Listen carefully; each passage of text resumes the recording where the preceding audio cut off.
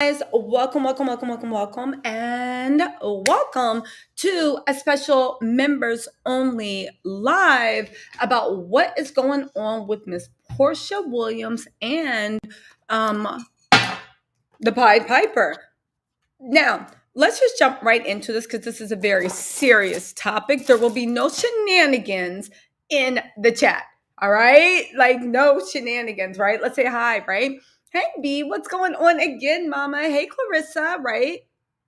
Listen, let's see what Portia's official statement is. Let's just jump right into it, right? Because a lot of things have been whatever. If you guys don't know, Portia's coming out with a new book, Pursuit of Porsha. I will be reviewing that in my book club. Right now, I'm reviewing All Diamonds and Rose, right? I will be reviewing that. Hey, what's up, Queen Dara? Hey, Michelle. Hey, Sweetness. Nerva, what's going on? Chef Cece.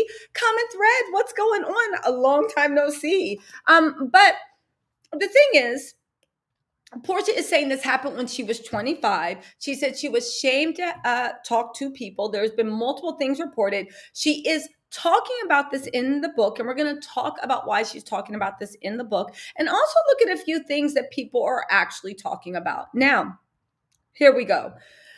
Porsha Williams is opening up. This is exclusive from people.com. Porsha Williams is opening up for the first time about her experience with R. Kelly and why she wanted to share her story with investigators. She said, I realized it was my Should I do it? Should I do it? Hey, Sonia M, thank you.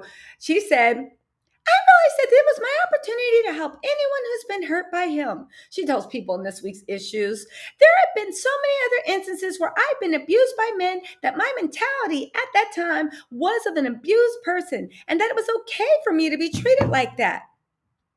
After meeting a friend of the R&B singer in 2007, the future Real Housewives of Atlanta star, then 25, considered a career in music. And was flown to Chicago to meet Kelly and potentially work with them. Williams says she expected to be driven to a recording studio when she arrived, but she was taken to Kelly's home instead. After an initial introduction to Kelly, who was found guilty of racketeering and sex trafficking in September, right? Someone, hold on, guys, hold on. Someone, what's not under the members only tab? Sorry, guys. Someone led Williams to her bedroom and left her alone there for hours. When Kelly finally joined her, she said he told her to take off her clothes. I'd already put myself in this position, she writes in her new memoir, The Pursuit of Porsha, available November 30th. This is what you're supposed to do. You have to. There's no turning back. Kelly's lawyer, Thomas A. Oh, this is not a members only live. Sorry, guys, right? Kelly's lawyer, Thomas A. Farinelli, declined to comment. I am going to do a members only live about this, but later behind a paywall. If you guys don't know, I do members only live where I spill exclusive tea, and plus it's behind a paywall. We can be more honest and more raw. YouTube's algorithm loves to strike you down whenever you say anything, and people just act crazy, right? So my members only live is only $4.99. I have them every other Friday. Sometimes I have special members only live. I have special information about Simon, Porsha dropping sometime before I'm doing a special members only live. It's $4.99. There is a link to join in my about section if you want. But the members only live, we can get a little raw. Let's just stick to the PG version right now, right? Williams says she saw Kelly 2 more times and says in her book that she encountered several young women who were also staying at his home. She writes that she decided not to see him again after she woke up one day and heard a woman being beaten in another room. For years, she kept it a secret, even from those she was closest to. It's not something you want to tell your mom because your mom is a very strong woman and she did her best in raising me, says Williams. And I think for any woman or man who's been in an abusive situation, you don't want to tell your parents because you don't want them to think that you let them down somehow, right? She said, let's see. You don't want them to think that they let you down some way. I don't want her to think that she was done anything wrong, and so I took it upon myself. But I was glad when I did. She was glad that I told her and we talked about it. Williams adds, she told me some of her experiences and we just talked about this should be told so other women don't have to go through it. Okay, now, you guys, a lot of questions come up by this. First of all, I just want to put it out there. I 100% believe Porsha. I don't think she has a reason to lie about anything this deep. Plus, she actually did talk to the feds about this. And I'm just putting this as a disclaimer. It is a pattern when people are abused, especially by powerful people, it all syncs up. The fact that she held on to this too long, to me, this shows the cycle that is common when people are put in situation by very powerful people, right? Now, this happened when she was 25. She was either at that time either engaged to Cordell, or she might not even have met Cordell at that point. Again, it's 25. She kept it to herself. Now, the thing is, right? The question is, what case is this in relation to? Is it in relation to the racketeering case that he just got found guilty of? Or is it in relation to the two ongoing investigations he has going on right now in Chicago? Because if you notice from Porsha's statement, she did not say whether she reached out to the authorities or whether the authorities contacted her. My sources are saying the authorities contacted her. They are trying to build a case. When they contacted her and she told her version of events that happened, the authorities also reached out to people that knew her at that time.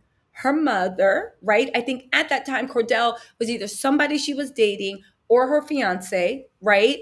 And reached out to other people who were close to her to see if they could corroborate her story, because apparently, and again, this isn't saying that she was making up, over exaggerating this and that, but you know that whenever you are conducting any type of investigation, down to the way I investigated Simon Caboti and his mess, you people give you hints, they give you this, you see evidence, you must compile the evidence, and then everything someone tells you, you must test. So you told me, and in 2007, I don't know, was text that big in 2007? Because I don't even think, had iPhones been invented in 2007?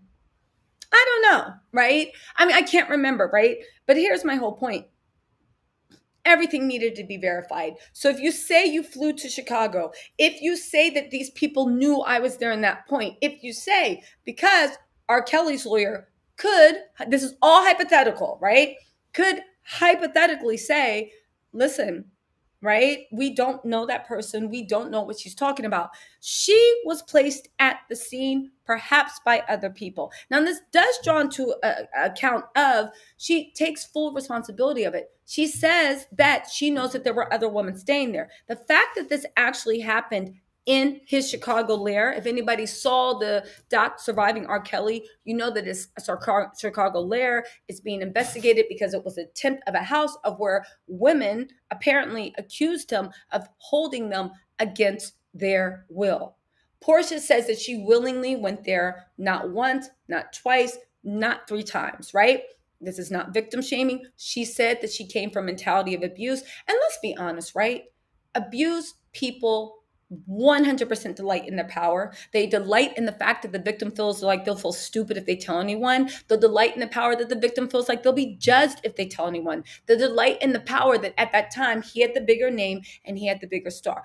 I'm not doubting her story. What I am telling you is that when the feds did hear her story, and that's because they went to her. Now, Porsha at that time, I believe the feds just questioned her in, if I'm not mistaken, 2021, 2020 at the earliest. So this was an ongoing investigation, and that's when she decided to share her story. Now, people from the publishing side are saying when you share the story, it's to get ahead of the story of the role she actually played, if anything. Now, we can ask, well, why wouldn't she say anything earlier? It could have saved a bunch of young women.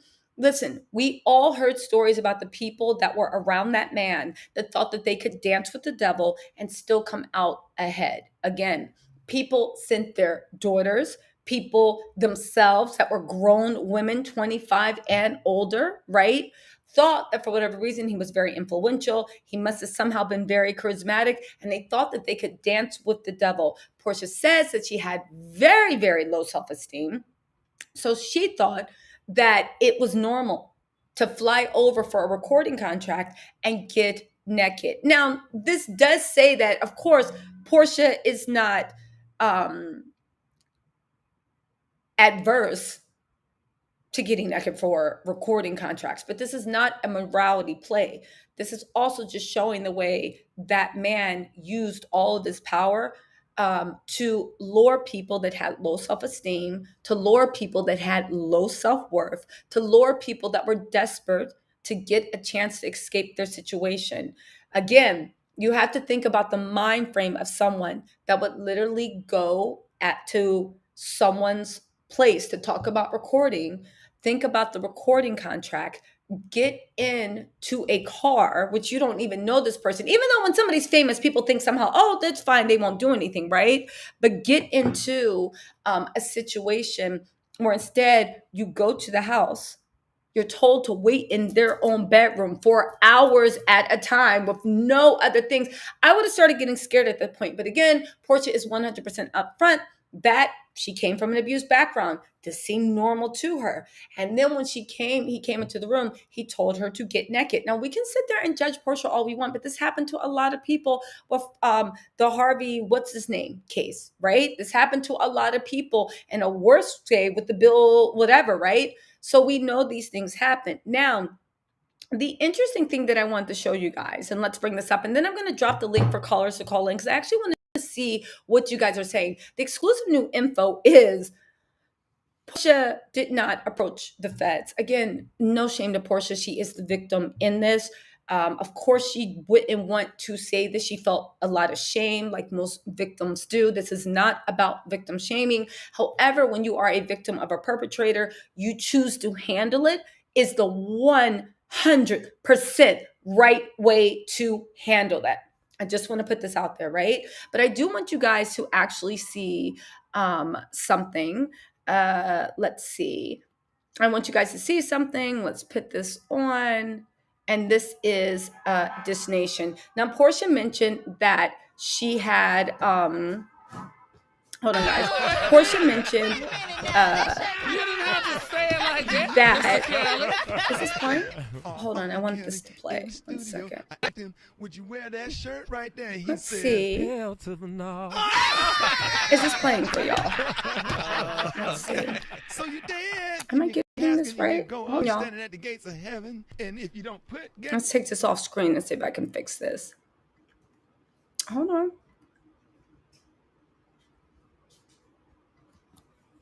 Let's see if we can do this.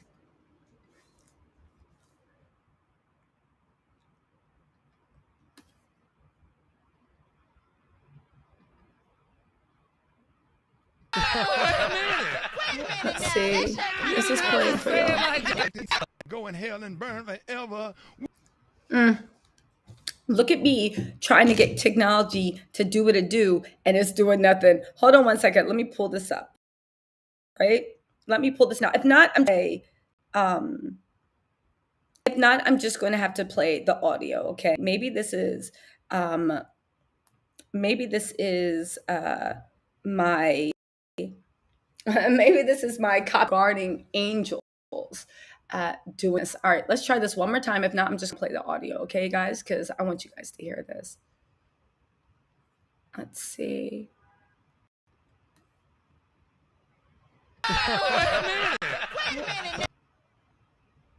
One more second, guys. Hold on.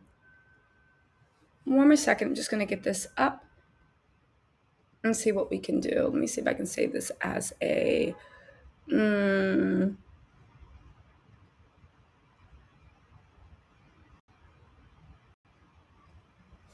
Let's see.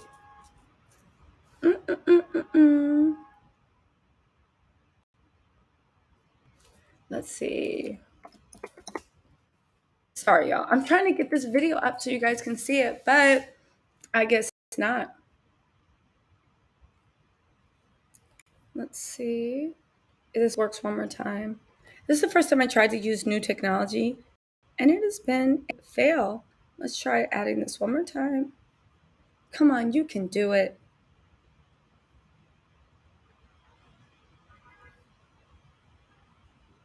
Wait a minute now. That shirt. You didn't have to say it like that. No.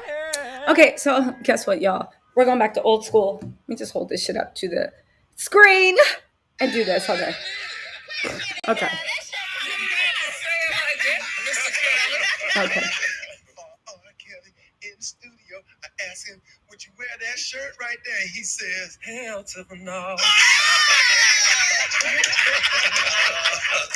So you dead in your casket and you go up and you're standing at the gates of heaven. And if you don't put Gary's shirt on, you're going to go in hell and burn forever. Would you wear that shirt?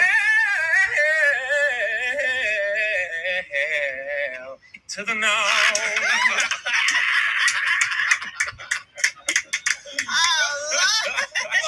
This might be your opportunity to go on the road with R. Kelly and blow up. You always try to get me to do stuff. Sit right here in front of R. Kelly. Come on, give us a little bit. Okay, I sing because I'm happy. Yes. I sing because I'm free. His eyes on the sparrow. Hey, what's up? And I know. Knock out. Go ahead, sing the rest. He watches over me. That's right. Hey, ladies and gentlemen, one more time for R. Kelly. Yes. Baby, I heard you weren't subscribed to Okay. You better. So this is a video that a lot of people are bringing up right now to prove that Porsha wasn't traumatized by what happened because she was in a work situation. Ricky Smiley was like, come on, show them what you got so maybe you can go on tour with them. And she was singing her little heart out. Let's not forget The Great Flatline by Porsha Williams. Now, I will say this, that proves nothing. Plenty of people that have been in the room with powerful people, men or women, that are their abuser. As we know, it happens, men are more likely to be the abuser, but plenty of people will actually sit in the room with their abuser when their abuser is still powerful and not say anything. One of it is a point of disassociation. Two, is that the time to bring it up? And three, honestly, who is going to believe you? Now, I will say the information is Porsha did not allegedly, it's all alleged, Porsha did not approach the feds. Now, we can argue whether she owed a duty to other young women to go and speak out. But you guys, let's be serious. How many young women spoke out about that situation and nobody believed them? It was trials in the Southern District of New York, a trial going on in Chicago, and people were holding up signs, stepping in the name of love. People were literally going off. So honestly, I see what you're saying, but I don't blame anyone, even Porsha Williams. Listen, what she did by stealing her coworker's husband and all this stuff, to me, to find out that she comes from a background of abuse is it's a non-brainer. There has to be something that happened in childhood for that to be okay. That does not excuse it. But again, remember we talked a long time ago, and it's like, I see where Portia's broken. That does not excuse her behavior, but we're not talking about that behavior.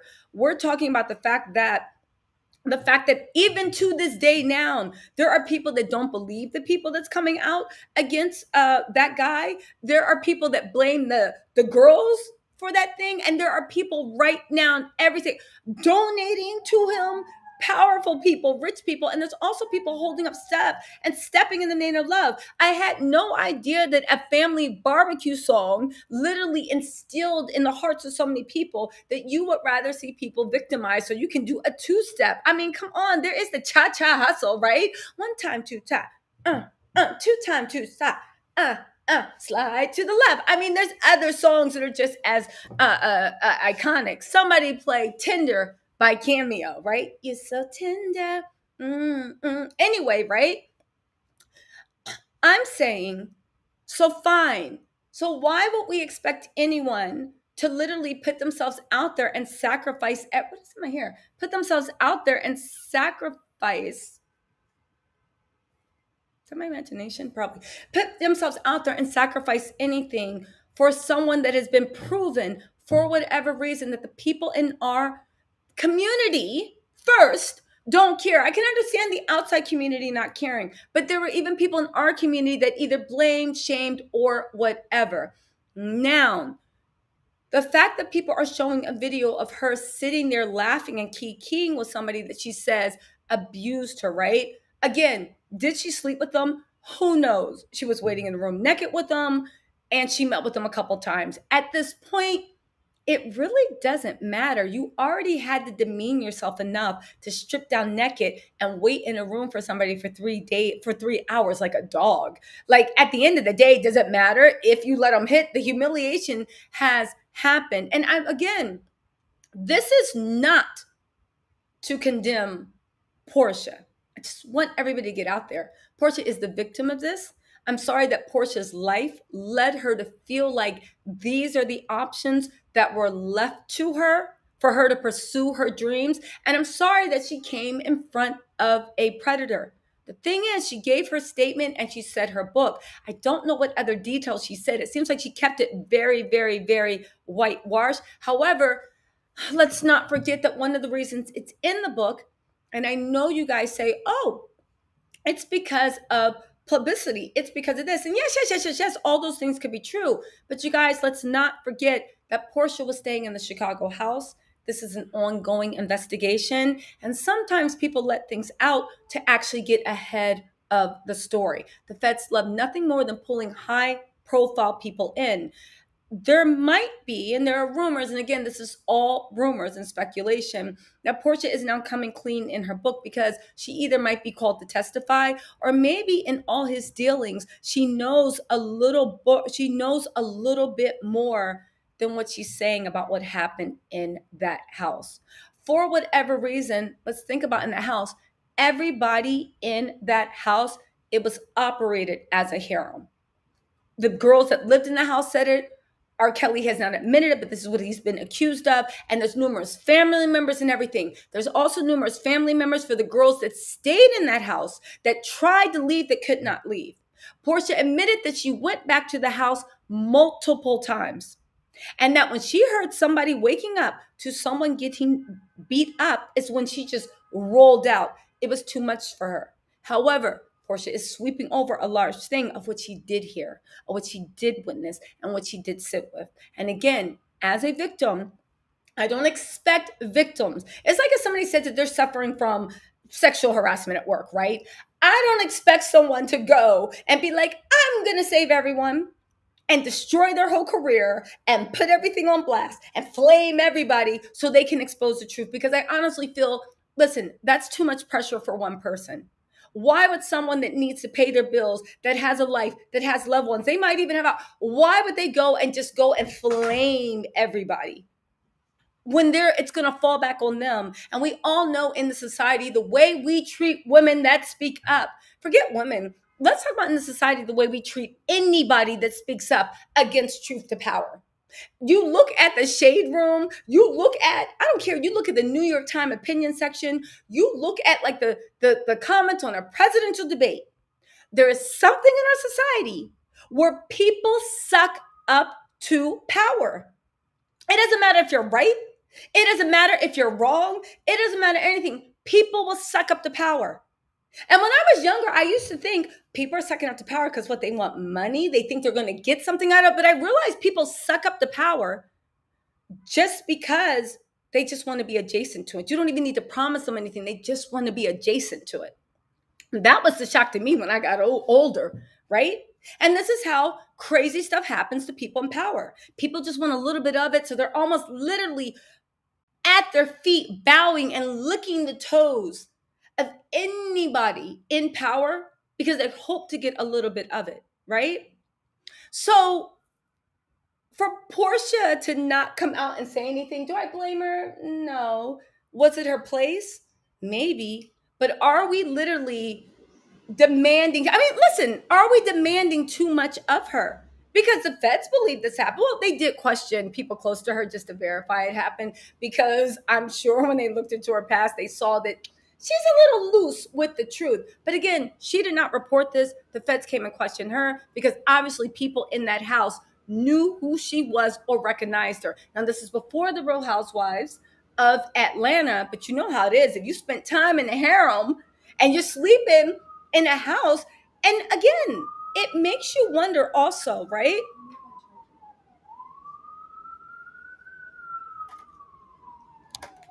It makes you wonder also, right? It makes you wonder also whether at the end of the day, the things that are being accused of happening in R. Kelly's house, it really honestly makes you wonder what else isn't Porsha saying, because she's ashamed to say that. That house was a harem. Right now, he's under investigation for trafficking, and that house was ground zero for it. The things that happened were atrocious. The things that happened were disgusting. The things that happened, I hope no one's mother, sister, father, daughter, or son, because this is another thing with R. Kelly, ever have to experience. Now, with that said, where's her responsibility? But listen, I want to know, where is her responsibility? Because one, who would have believed her? Two, the victims that are coming out saying, I've been in this bitch since I was 13 or 14. No, people are still throwing on their names. 13 and 14-year-olds knew what they were doing. Imagine a 25-year-old that admittedly she said, what? It's not even about her intelligence. She had come from a pattern of abuse. So this felt normal to her, right? This felt normal. People literally will do anything for a little bit of power, a little bit of clout. Not everyone, of course. Y'all know what I'm saying, but you'd be surprised what people do just because they want a little bit of power and clout. People lose their minds. Look at how many people, they found out that Porsha was having an affair with her co-worker's husband for a year. Who cares what's going on with Fallon's uterus? Who cares what was going on in between Simon and Fallon's marriage? At the end of the day, you didn't know that. And you literally were borrowing clothes in somebody's face, doing whatever for a whole year. And everybody's like, yes, yes, yes, get that bag. You see, right? You see Giselle Williams with her ill mat. Giselle needs to bring back every hue. Because I saw her on the book tour with Portia's book tour, her online book tour, and Giselle got every hue on her face and foundation except the right one. Giselle, we know you are light bright, but right now you are literally in Vanna White territory. Please stop with the dusty blue undertone. Girl, stop it. Put some yellow red into that. Anybody that ever struggled with foundation knows what I'm talking about, right? That's why Giselle, yes, I want my Simon. That's why all these people are clapping her up, because they think, right? I mean, we can see from the history of men, they're not too bright, right? So this is all the game. This is all the league of what is it? Of exceptional idiots, right? This is all the league of exceptional idiots. Like, I'm stupid for a man. I'm stupid for clout. I'm stupid for money, right? It's the league of exceptional idiots. Fine. We got that, right? But they're clapping because they think that she secured some type of power or she secured some type of money. Porsha is right there busting it open, getting drunk in the Howard Johnson pool with the new 5 kids, including her own on the weekends he wants to get them, right?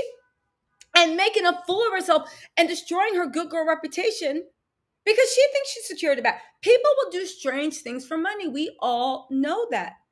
So I don't blame Porsha for not reporting it, because honestly, one, who would have believed her when there are actual even worse victims? At least Porsha, I don't know what happened to her in that time. The feds think it's something. That's why they went after her, right?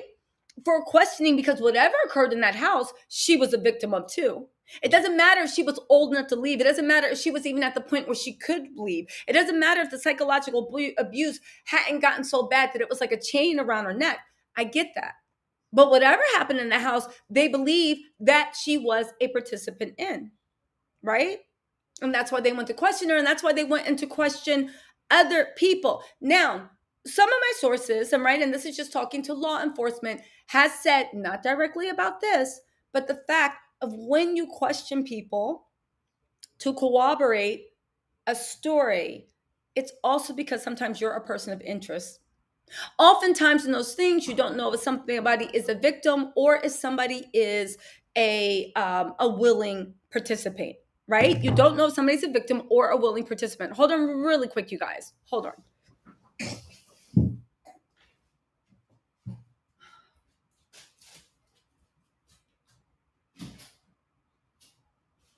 Sorry, guys.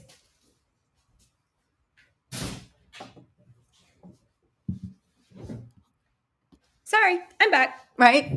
Oftentimes, you don't know if somebody is a victim, and by not willing to participate, that's the wrong word. You don't know if somebody was involved, right? And this is nothing against her. It's anytime.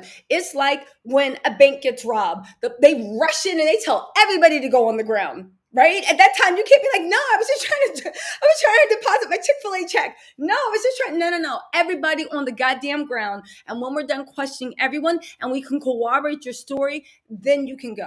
So that's what it was. So just because it is going to come out that they were questioning people close by her because they needed to corroborate the story that she was a victim and not a Gacinda Maxwell. She wasn't involved in the bad part, okay? That's why they're questioning people. And clearly, she passed it with flying colors because there are no charges pressed against her.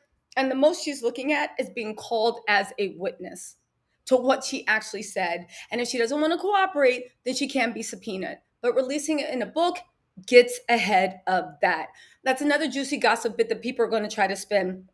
Again, I'm saying it louder for the people in the back.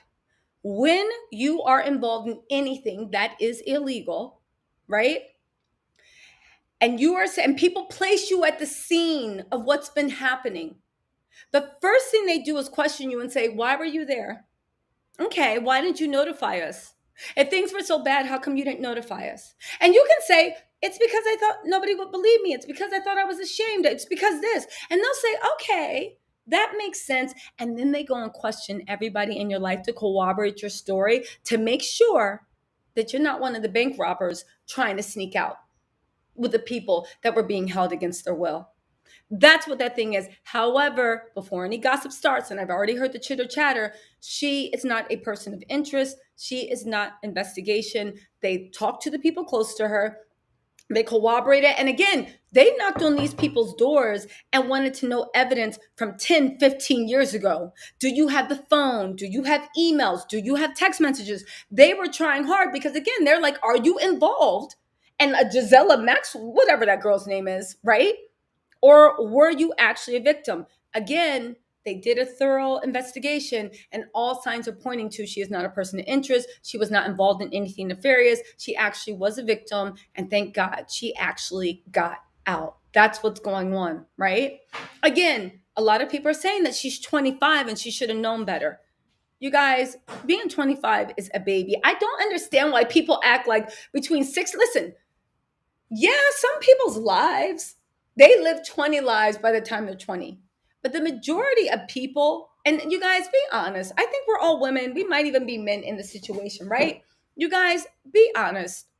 The majority of people are still getting their asses handed to them when they're 25. Let's be honest.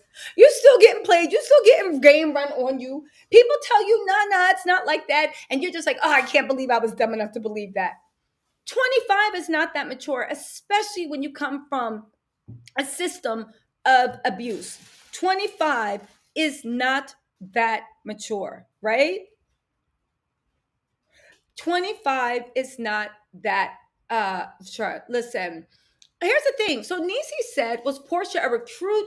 Wasn't she too old for R. Kelly? Absolutely not. If you watch the the doc on surviving R. Kelly, and if you actually read the legal things, no.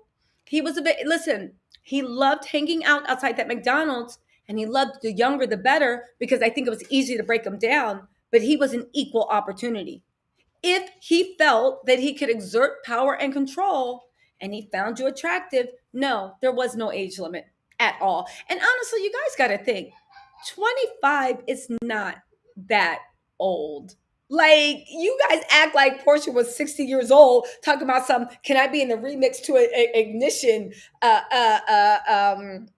a thing. You act like she was 60 talking about it's the remix edition. How about, like, she was 25, y'all. Stop it.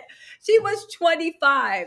And Portia's black. You know when somebody is 25, you look like you're 14 with no makeup on. So it's kind of like, I get that. I get that. I get that, right? Now, Queen Drama said Porsha was dead broke. And remember, video girls no longer make thousands off of videos anymore. There was a documentary about this. Listen, Queen Dara, you're 100% right. Porsha was dead broke. And Porsha was a video girl. But if I could just interject for the jury, Porsha was not making thousands of dollars off a video. Like, Porsha, I think, was invited to some cut video with some no-name Atlanta rappers, and then maybe one other video. Porsha was not popping back then. That's another thing. Y'all look at Porsha Williams like she's the Porsha of Atlanta. Y'all need to go back to Porsha Williams before. Don't get me wrong, Porsha was always gorgeous. That's not my point of saying this. But back then, Porsha was not jumping off. She was not popping. She was not the girl. She was not the body. She was not the force. She didn't even think. Porsha was broke. She was in some videos for free. If it wasn't free, she might have got paid, like, I don't know, maybe craft services, ordered church's chicken for everybody that day, and she got some church's chicken, and maybe the guys took her out afterwards. I don't know, but I know that she wasn't being paid thousands of dollars. That's a misnomer. But this goes to your point, Queen Dara. Porsha was she was dead broke, and this is what she thought she had to do to get ahead. If anything, this is something very, very sad to show the way poverty and the way to show the desperation. I don't care what anybody says. You know, I think that, listen, everything's for sale, they say. I think as a woman, and I would hope as a man, I only speak on women because I've never been a man, right? Or identified as a man. But I would hope, sorry, it's my puppy playing with my feet, right? I would hope that when you feel desperate, the level of desperation you must feel to sell the most important thing in this world, the only thing on this earth that you are put on in charge with, and that's to make sure that you protect your own safety. The level of desperation you must feel to let somebody violate you for money or success or status must be something that I hope nobody ever has to feel. I hope I never have to feel it. I mean, I can sit on my high horse and be like, I would never. But if I was from like the slums of Rio de Janeiro, and I knew that my family was going to starve or my baby was going to starve, if I didn't get food that night, you best believe I would be on the corner of my non-twerking self trying to make it pop something, right? Because again, they always say morality is a, what do you call it? Morality is a privilege of the well-fed. It's easy to look at someone and be like, oh, I would never. But I don't know, because I've never been in that situation. I'm well fed. I've never had to be in that situation. You know what I'm saying? Porsha, for whatever reason, thought that she was desperate enough to be in that situation, that that's what she needed to do to get ahead. And she thought that part of that situation was to have a man debase her and tell her to get naked and wait in his room for 3 hours while he was entertaining women in other rooms. And you walk into a house, and if anybody, listen, watch that house on Surviving R. Kelly. That house was not a mansion. That house looked like a trap house. That house looked like if you were walking by, you'd be like, don't go in there, just call the police. What was that sound? Don't go in there, just call the police. That house, it was nothing luxurious. It literally looked like a trap house. So somebody took you to a trap house and told you to get naked and had you waiting in a room for 3 hours like a dog. Imagine what you've been through in life that seemed like a good idea. It seemed like a safe idea. And it seemed like what you had to do to get ahead. This is the type of person and this is the type of mind that you're dealing with. Whoever you are, you have to have sympathy. Now, the fact that we see the makings of the villain, the fact that we see the makings of an origin story is of no matter, right? Everybody can be like, we all have shit we went through. Some more than others. Maybe your worst childhood memory is your mom didn't let you eat sugar and you couldn't eat Twinkies. Maybe your worst childhood memory is you were abused by everybody that ever loved you. And when you actually opened your mouth, they cast their back. Maybe your childhood story is your mom abandoned you and raised all the other kids. Everybody has different shit in their life. So just because you understand somebody's origin story doesn't mean you excuse how they decide to themselves become a villain and abuse people. It just means understood. The fact that we all saw the Joker and we're like, damn, that's messed up. The Joker seemed like he was special needs. Why they treat him like that? He only wanted to love people. Yeah, but when he's blowing up the stadium, nobody cares. Everybody's just like, yeah, we need to get the Joker out of here. He could tell the sob story to his to who was it? To Harlequin, right? His therapist, that even he turned her out, you know? So what I'm trying to say in the matter is this isn't to say, and you guys, we have to like separate them. There's a difference between who she is now and what you guys think of the things she does as to where she was in 25 and when she was 25. It's an interesting story in her development and in her character. Now, that said, Porsha is a liar. She does exaggerate. She always makes herself the victim. But the fact that the feds got involved and believed this, I think this is one story that can be true. I think she skipped over how much. Again, did she sleep with them? I don't know. But if somebody has you waiting butt naked for 3 hours like a dog in the room, I mean, what else? And again, she said she left when she woke up and heard somebody being hurt in the next room. So that means you were cool with the situation. If you saw pictures in the house, it looks like a trap house. You were cool in that situation. It was only when things escalated that it even scared you. And thank God her survival instinct took over. Thank God that whatever she experienced didn't break her so much that she heard that and just didn't put a pillow over her head, put some AirPods, well, AirPods didn't exist back then, but put her Walkman into Walkman? No, not Walkmans. iPads, iPods. What's the thing they used to play music on? iPads, iPods.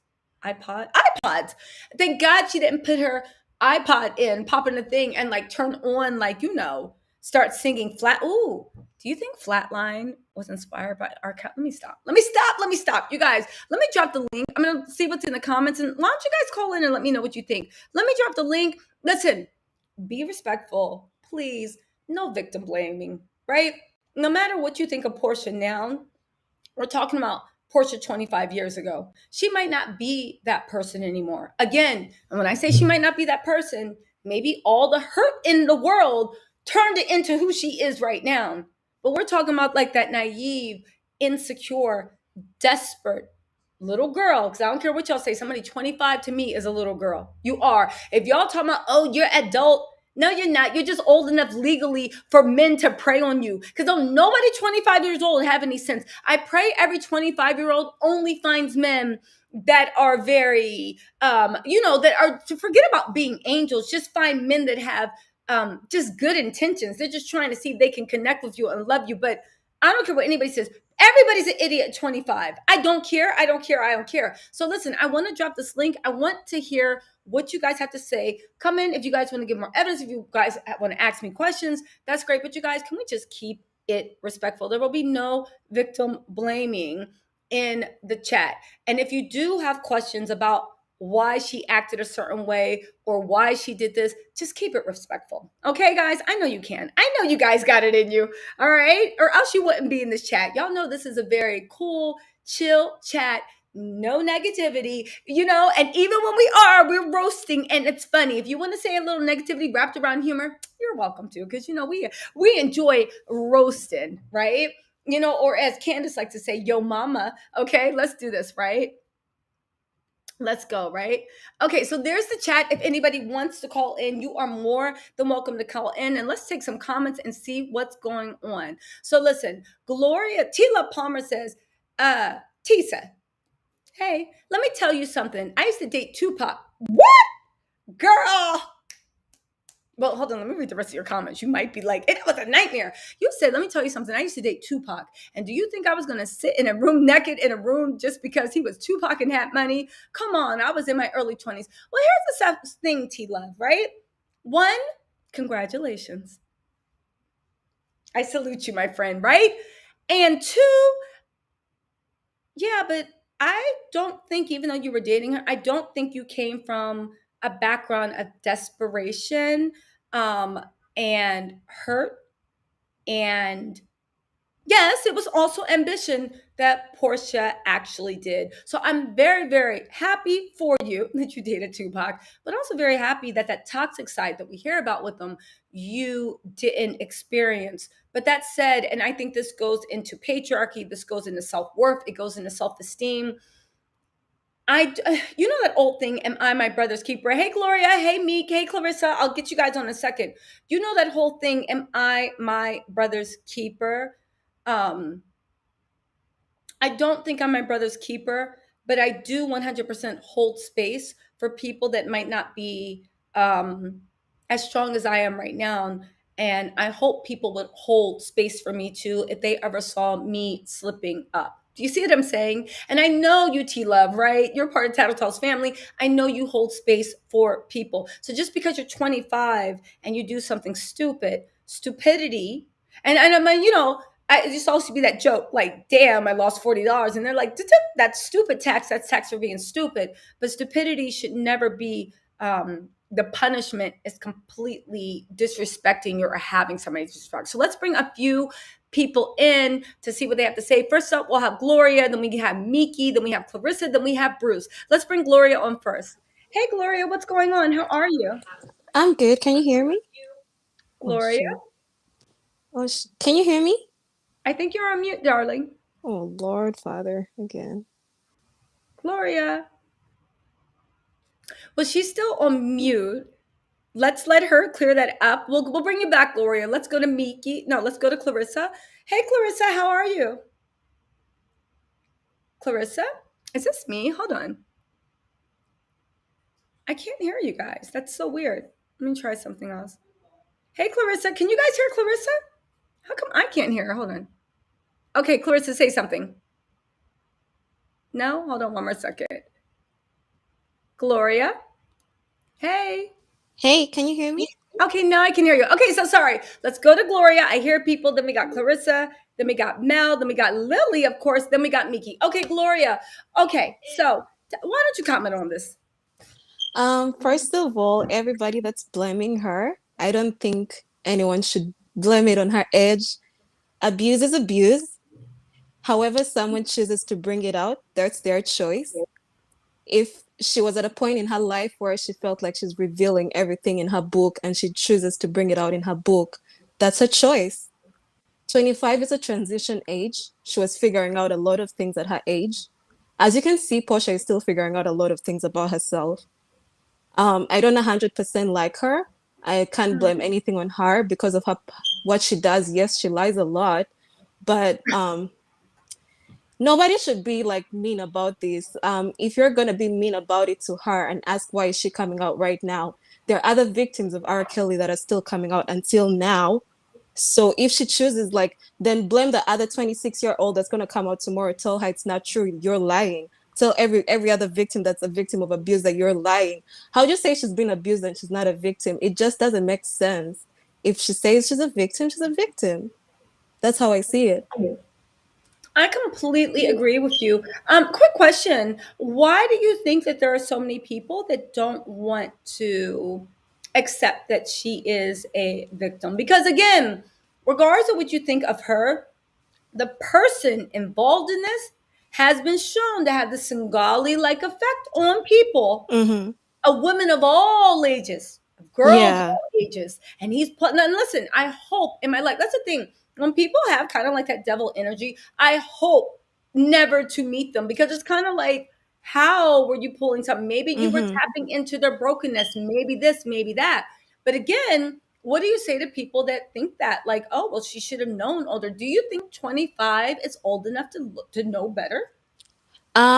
Personally, me coming from a 25-year-old, a lot of people are in the comments showing off about what they have at 25. Like, yeah, you're a doctor at 25. Yes, I have my real estate license at 25. I have my master's at 25. It still doesn't change that. Um, you guys, I'm sorry, I kind of lost what I was saying there.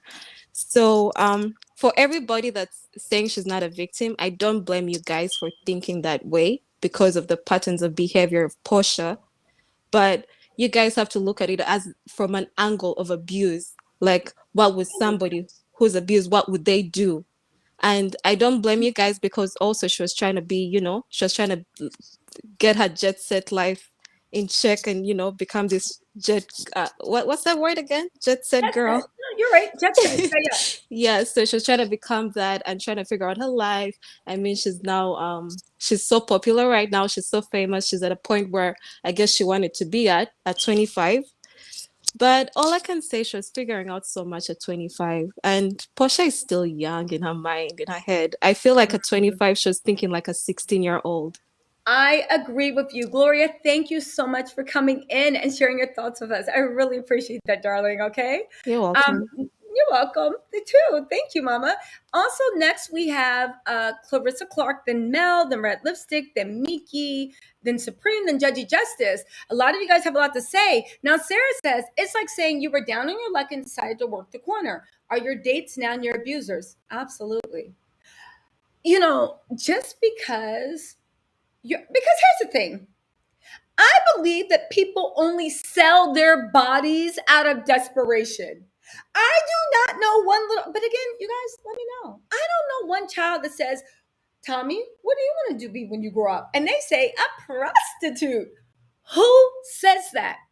I don't know one person, if they have money in their bank, is even thinking about selling, let alone anything they love, but selling their body. So the fact that you are selling yourself to me is a point of absolute desperation. Again, y'all might have seen Pretty Woman a million times. That was all movies. If you are desperate to sell your body to survive, yes, I do look at that person that's paying money to have access to your body as an abuser. It doesn't matter that you consent to abuse.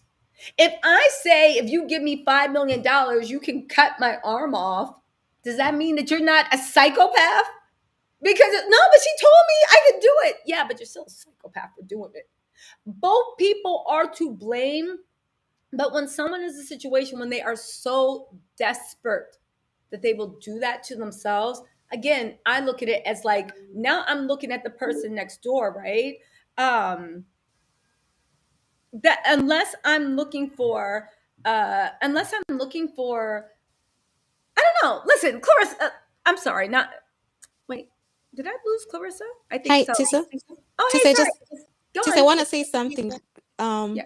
it's Gloria. I just want to say something small to someone in the comments. Yeah, she said something really weird. Um, Someone said she's not a victim like the other younger girls were. What do you mean by that? People get abused at 30 years old and they say they're victims. So what do you mean at 25 she's not a victim like the You younger know, girls? Like, it's I think it's honestly, and then we have Mel NYC reviews coming up. I honestly think, and this is just me, I think it's something with the patriarchal society we live in. And by patriarchal, I mean right now men are in power. Who knows what's going to be there in 5,000 years? Yes, I'm about to get on my anthropology rant. However, right? However, I think what it is in this society, we are bred to believe that men or people that have power have free reign, and they are the lion and we are the antelope. They are the fox and we are, well, they are the wolf and we are the sheep. And the sheep and the antelope and the prey have to protect themselves. Because if you're standing out in the middle of the field, what do you expect but the wolf to come and take you down? Don't you expect the lion to come and take you down? It's a very sick way of thinking that we have, but I know I said in my last thing, I think it goes into capitalism and the way that we have to protect ourselves. And if somebody, and the person that is actually doing the messed up thing, the person that is actually taking over people and doing this and doing that, they're the ones that have no burden, because they're, what else were they supposed to do? I think that's why, because we've been not bred, but we've been raised to believe that if somebody gets over on you, it's your fault, instead of looking at the person and being like, yeah, but what were you doing? You're the one that's not shit, right? But Gloria, thank you so much for bringing that up. Let's go, right? Let's see. Now we have Elle. And what's up, Mel? How are you doing? Hey, Tisa, how you doing? Hey. I saw the topic on YouTube. I had to chime in. I was like, "Oh my gosh, I didn't know about this story." I mean, that's terrible for Portia. Absolutely terrible. Now, I will say, just to say, my sources are telling me that this is what makes things a little murky. Porsha says that what happened when she said the last time she saw R. Kelly, she was staying in the same room that she had to get naked in, and she heard somebody being assaulted in the next room, and she Wow. fled. However, my sources are saying that that is an inaccurate thing. She saw him after that, but before that definition interview. So that wasn't, in fact, the last time that she interacted with or saw him. And this is a story that she is also trying to get in front of with her book. Again, Portia's a liar, and she creates a narrative that she wants because there are some inconsistencies. But I also think that Portia knows the public and they know the way that the public likes the victim blame. So she's crafting a story that makes her look like a perfect victim, okay? But that is something that is going to cloud things Yeah. as the facts comes out that she did actually go and meet him. I don't know if it was in that house, but she did actually meet up with him after she fled, years after she fled, and she willingly had interactions Okay. with them. But go And on, Mel, what's your no, no, take no. on I was going to say, and I was going to say, you broke it down pretty good right there. I was going to say, and for the public or anybody that would even think of something so obscene as this notion of a perfect victim, that's terrible. I mean, that we are not perfect in general as it? human beings. So I think that people, yeah, I'm not going too deep or whatever, but people, yeah, I think that people are human and sometimes they get confused and traumatized. I just think that R. Kelly, if I was to put her, life up to R. Kelly, yeah, she would be a saint compared to him. Absolutely, hands down. He's a nightmare. He's an utter and complete nightmare predator. And I'm shocked that she had that experience. That's so sad. That's absolutely abominable that she had this experience like that. And another thing I was going to say too, the music industry. I remember this person years ago. I'm not sure if anybody remember. Her name was Karen Steffens, and she had wrote this book that many people didn't believe her about all her traumas. It was called, well, I can't say the name. The title was pretty pretty crazy book, but she was talking about the music industry and a lot of things she said back then, and she still says it as a professor, is true. Karen Steffens is the woman's name. Anybody want to know? She talks a lot about what goes on with women in the music industry. A lot of what she said, oh yeah, I see Miss B, honey, yes, yes, that's the woman. Yes, yes, yeah, that's the woman, that's the woman. Yeah, yeah, yeah. But she's a smart woman now. But she was telling people back then that these men were doing this to these people. It's terrible. Did she really? How was she telling people? Well, okay. I'm trying to think of politically correct way to say it. She was a woman who was she had she had some issues as a child. She was vulnerable as a child, and she went into the music industry. She had a son, and basically she had experienced a lot of these atrocities on her. Some of the things that she did when she was on drugs. Some of the things she did that was done to her that was not done with her permission. So she said a lot of things about a lot of people in her book. So yeah, a lot of stories that come Okay. out now about R. Kelly, other people. It's been told for years. Even Wendy Williams talked about it a long time ago. We knew a lot of that stuff here in New York City. So yeah, Karen Steffens was the big. She was the first one to really break open what's going on. But yeah, R. Kelly is a total nightmare. Okay, that's so interesting to hear. And again, I agree with you. Again, I agree with he from everything we've heard, he is a total nightmare. It has been proven in a court of law. He is still facing two other things. So absolutely. Why do you think that now I want to ask you a question. And I'm asking everybody's question because I realize sometimes my opinion goes against popular opinion, right? Good thing this is not a good thing this is not a democracy. This is a dictatorship, an authoritarian dictatorship on my channel. But and so my view, I'm like, yes, I'm shoving it down your throat. But I want to know, do you think that 25 is old enough to know better? No, I think that I think that I can't. I think that you can. I've heard. Let's put it that way. I've heard people who were in their 50s and were taken advantage of. That I think that you Yes. can. I think that a predator can be very brilliant at getting at his prey or at her prey or whatever it is. Predators can be very smart, and it doesn't matter how old you are, how smart you are. If they want to be able to get to you, they're going to figure out a way to exploit you and get to you. So I think that you could be 25 or 55, and you still might have problems.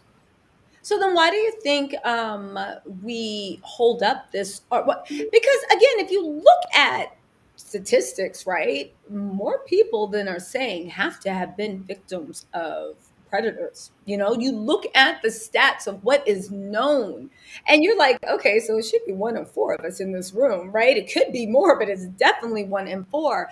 Why do you think that we have these arbitrary cutoffs? Like, oh, you're 18, you should work better. You're 15, you should know better. Why do you think we don't actually look at the person that's actually causing all the mayhem? I don't know. I think it's just something ingrained in society. It's some old rules that people made up. But I think that the more we evolve, the more we realize that humans are humans, and sometimes age is just a number. And you definitely can be very wise and brilliant at business, and you can be a doctor, you can be a scientist, but you still can be taken advantage of by a predator. I think you can. I mean, yeah, Absolutely. it doesn't. You don't have to be young or filled with wisdom. So yeah, I think that what happened to her is absolutely abominable. It's terrible. Yeah, okay. So just a quick thing, Jacano.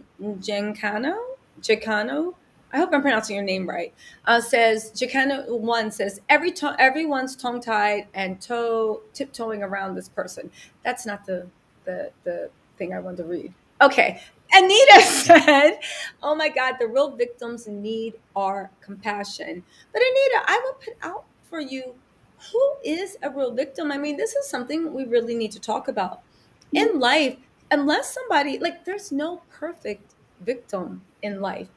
Everybody can go and be like, no, but this and that. And honestly, it is nature. Predators, even in all the stories that we learn, like Hansel and Gretel, the Brothers Grimm, even in all our storybooks, everybody is lured by something. You look at Snow White. How did she go to sleep? They lured her with that apple, right? You look at Cinderella. How did they lure her out? Oh, she might have a promise.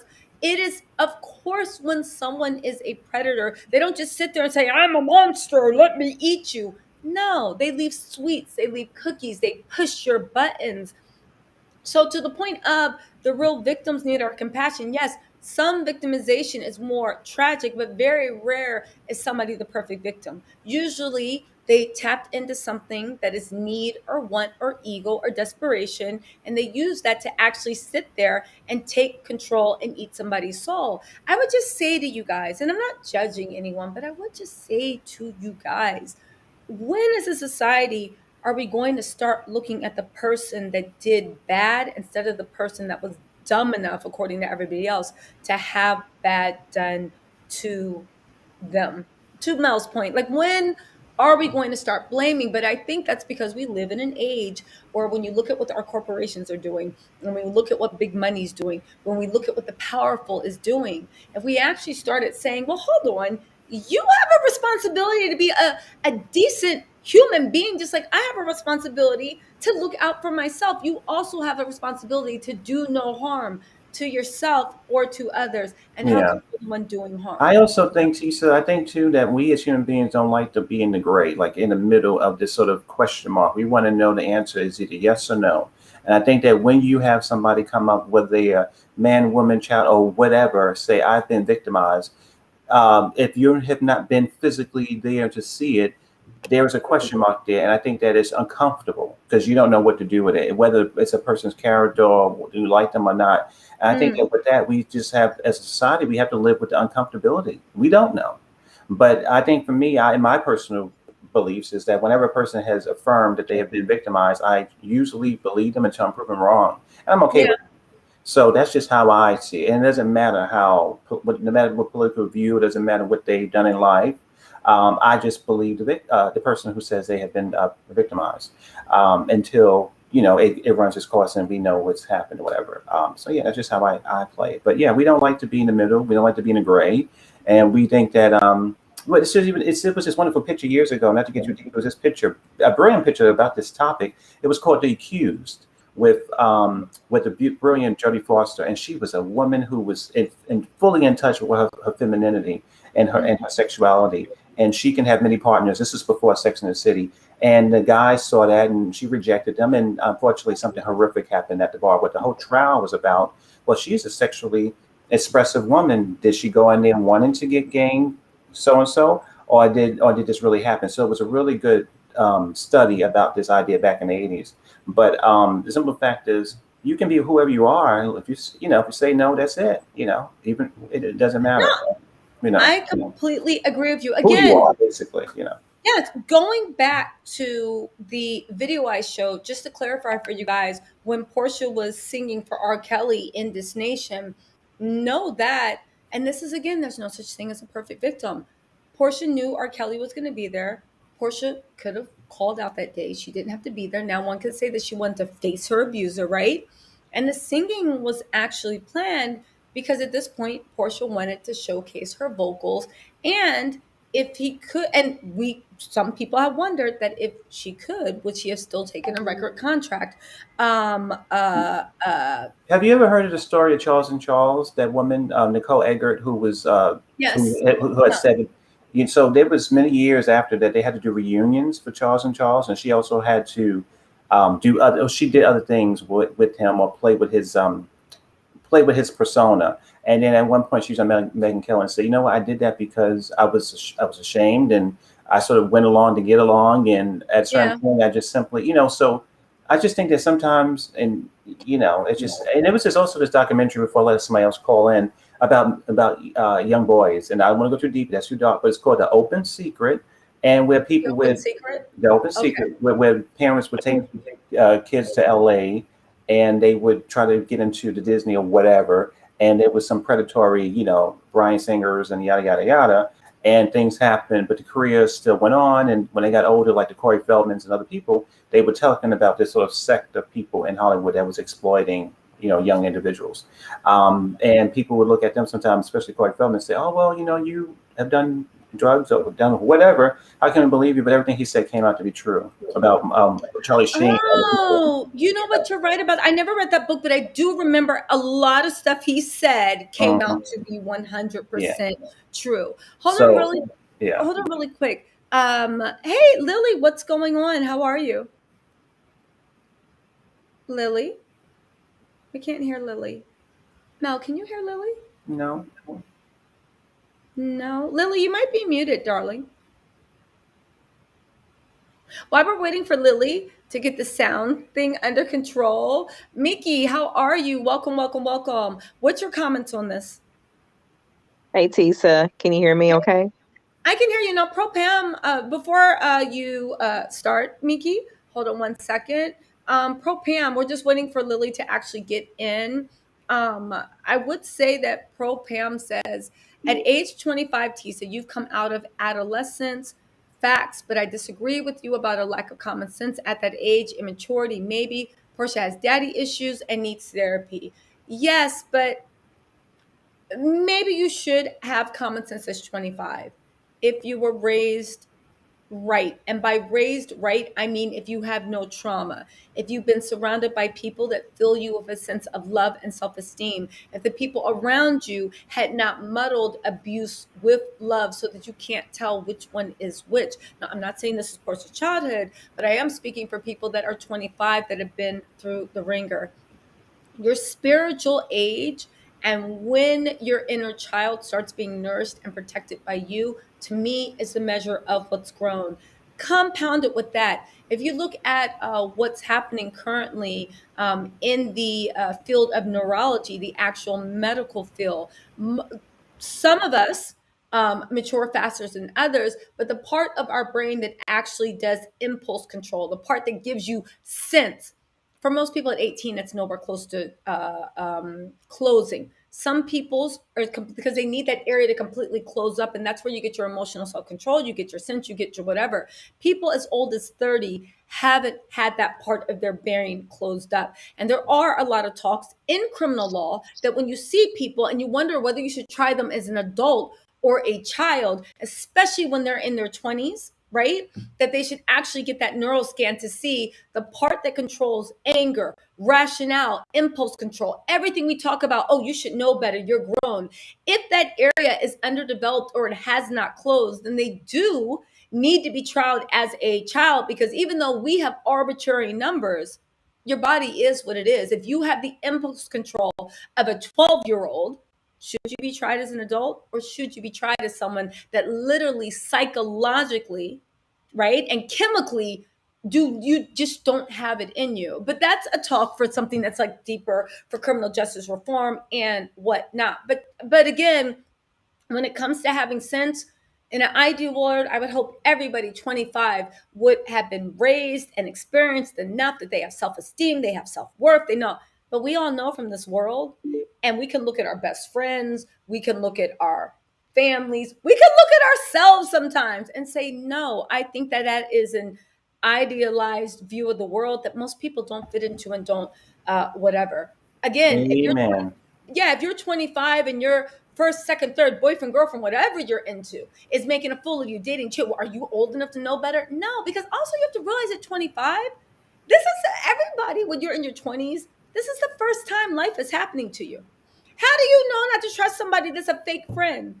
Maybe some of us had fake friends in high school, or maybe when somebody was in college, they met their fake friend. When you're old enough to know better, when you've actually experienced it. And I think at 25, there's so much of life you haven't experienced. How can we literally say that? But that's just me. So go on, Miki. What's your comments on this? What do you think? So I have a lot of thoughts. We've been covering a lot of, this is a really, I want to be real sensitive. This is a Yeah. very, very important topic.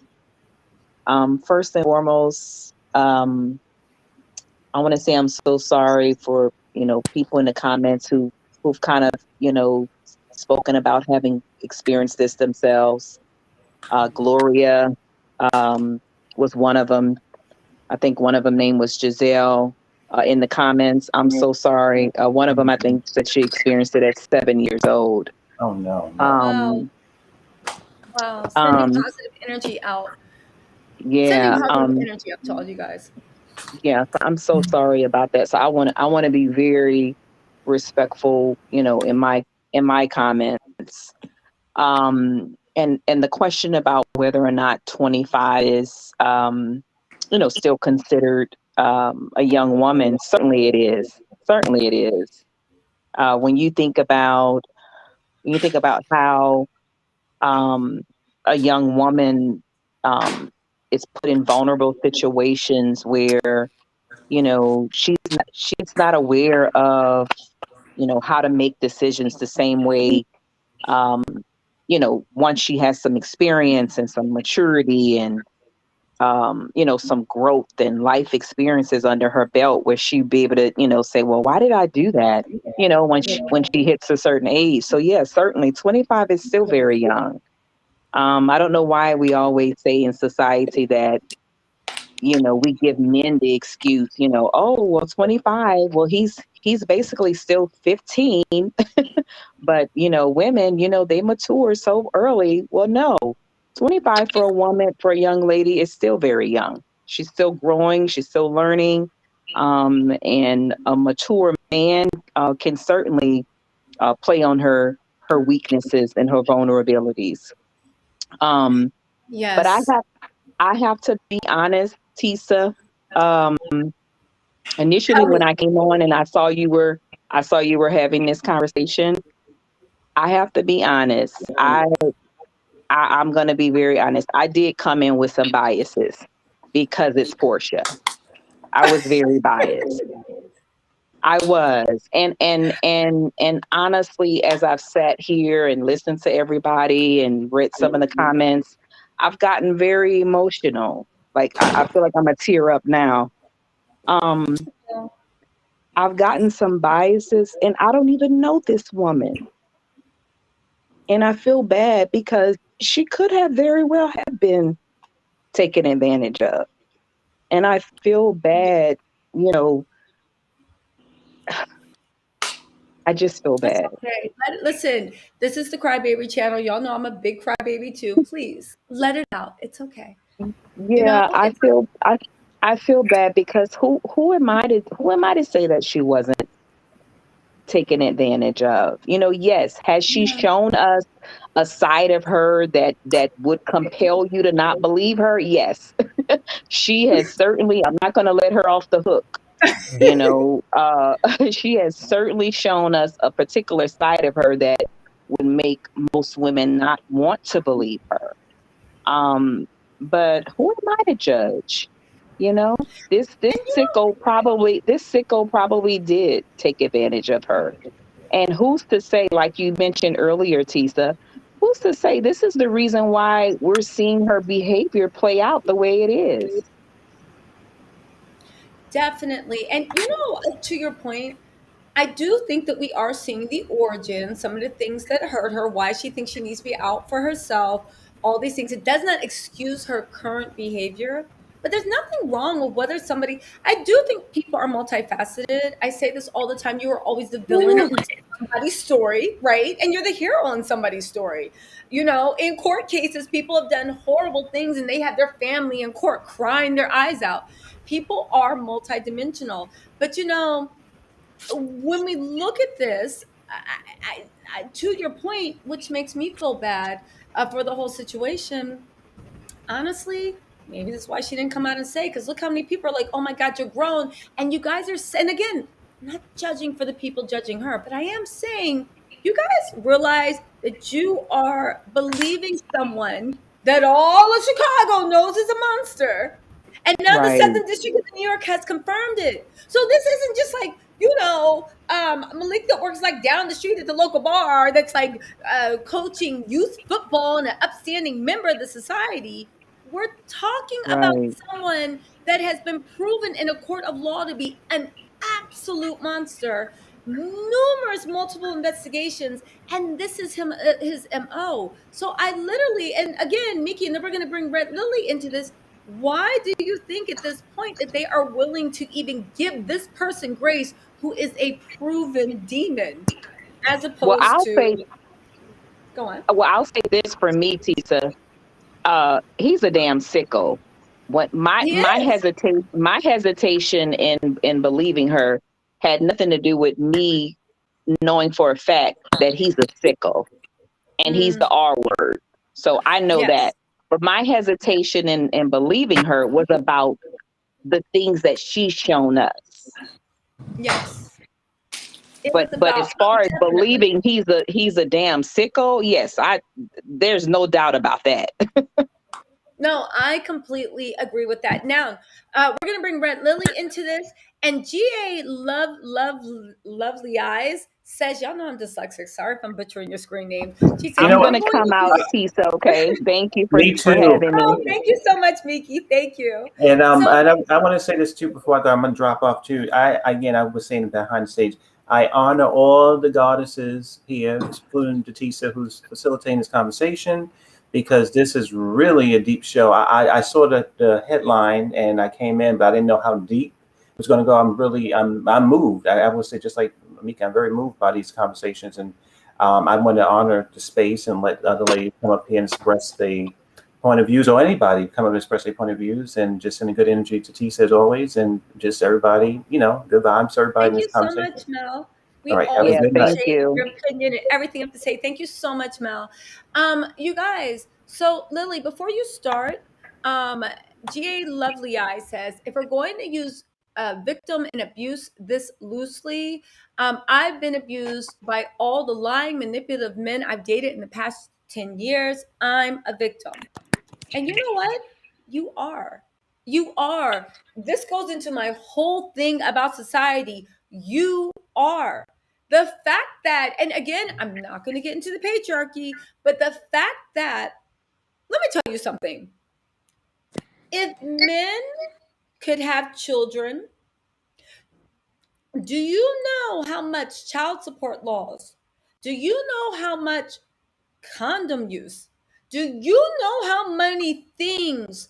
Do you know that if men could be overpowered by women, do you know how much our laws? We're not going to say the words because the YouTube algorithm, right? We don't need people do it. Would be changed. The fact that women are so devalued in this patriarchal society that what's that old joke? Men get their hearts broken by a girl in eighth grade that literally took Valentine's Day candy from him and then went and talked to his friend, and he's like dogging women out for the rest of her life. Women will go through everything, and it's just like, yeah, get over it. This is patriarchy. And believe it or not, You have been abused and victimized by people that were lying and manipulative. The fact that somebody did not recognize it, the fact that you had to work through it on your own, does not take away from the fact that it was abuse. If everybody in your family knows that you're getting your butt beat every night because you're not cooking dinner right, and they just shrug it off and say, why don't you try like being nicer and not arguing to them? Does that mean because people accepted that you're not? Yeah, okay, GA, lovely eyes. And I don't mean to go into of you, but yeah, you have been abused for 10 years and you probably have, hopefully you worked through them, but you probably have a lot of trust issues and you probably have a lot of issues with people moving forward and literally even understanding and attracting and not pushing away people that are not trying to lie and manipulate you. That's all I'm saying. So yes, I do think you've been abused. And again, part of healing is not painting yourself as a victim, but it's also not it's also honoring the trauma you've been through by voicing it and speaking it. I have been victimized, and now I've learned and I've grown, and I think I'm stronger at it. But there's no shame in people lying, manipulate you, and breaking your heart over and over, because that can't be good for anybody. But anyway, Lily, go ahead and jump in and let me know what you think of this. Can you hear me? Yes, I can. Hey, Queen Lily. Hi, Queen Tisa. Hey, what's going on? I'm gonna break it down and I'm gonna take it slow, because this is something that triggered me a lot. Okay. I am a multi-RAPE victim. Okay, I met R. Kelly. I was 38. He thought I was 21. The Yelp reviews let me know no. Okay, I moved here to Atlanta. I was about 28 or 29. I met this guy. He was an author. He tried to make me have sex with him. When I tell you I destroyed his face, at 25, you are an adult. Okay, I moved here, let's say 28. Somebody tried to take something from me. That wasn't happening. I ruined his entire face and made him take me home. Okay, I met R. Kelly. Did I want to get with him? No, because I saw the Yelp reviews. I know what he did to Lil. I know what he did to these young girls. 2007, Porsha knew what he had done to other victims. When I sent you that picture today, me standing in the picture with him, I was disgusted being near him. How could she not be disgusted? Because what he did to that little 15-year-old girl, she knew. What he did to Lil, Porsha knew. Then you said she went back since she's been grown. You said after the interview on the Ricky Smile when she sung that gospel song. Tisa, did he RAPE Porsha? Did he beat her? What form of abuse did he do to her? I just want to know. Because me being a real RAPE victim, that is so triggering. And I pray to God she's not doing this to sell a book. He is a horrible person. He is the worst scum of the earth to me. That's why when his bodyguard took my cell phone, put his telephone number in my phone, Lily never called him because he's a monster. You know this man is a monster. Everybody knows this man is a monster. I knew when I was very young. My daughter at 25 knew he was a monster. I understand what y'all are saying. Her mind is sometimes a child's mind, but she's 40 years old. How is it still a child's mind? It is, she's making them same choices to this day. And I pray that she did not put this in this book just to sell books, because I'm an author. When I wrote my book, keep going. I'm sorry. When I wrote my book, I had already been telling my story. It's hard for me to believe. It's baffling. First of all, believe in some form she feel abused, but what form of abuse did he do? Because she said he beat somebody else. You go back and keep going back. Let me tell you something.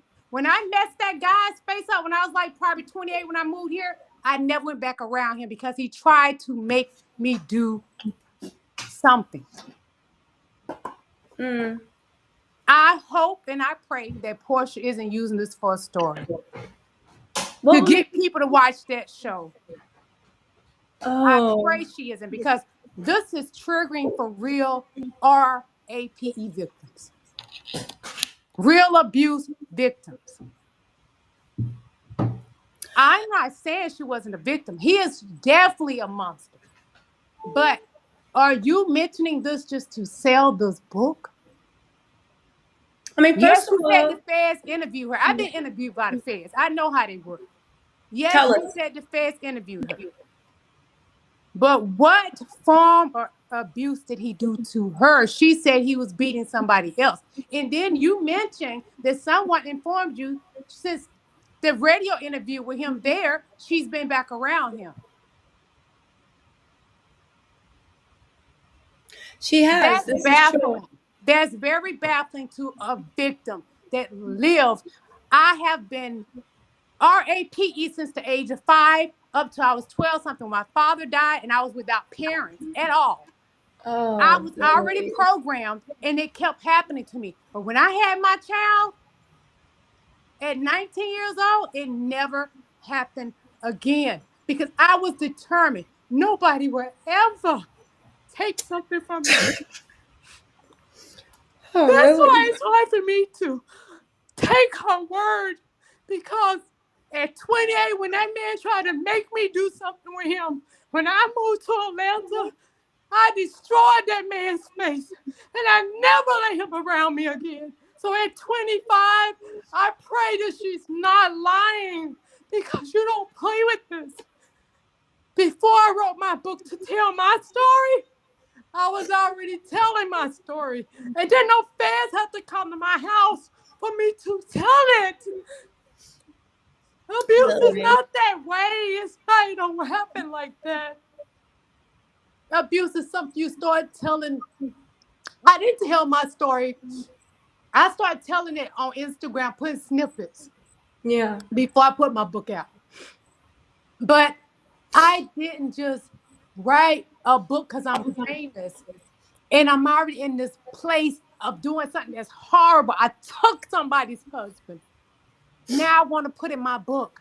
I need these people to feel me and to buy my book. No, I pray to God that this is not what she's doing, Tisa, because what abuse did he do to her? That's my point. Yes, you said a feds interview. I've been interviewed by the feds a couple of times. But what? And let me tell you something, because I'm not afraid person. I have sat and told the police I thought about driving and killing one of my abusers. Yes, I did. Because one of my abusers came to my book signing November the 24th, 2014, got in my face, and he sued me in 2017 for writing my book.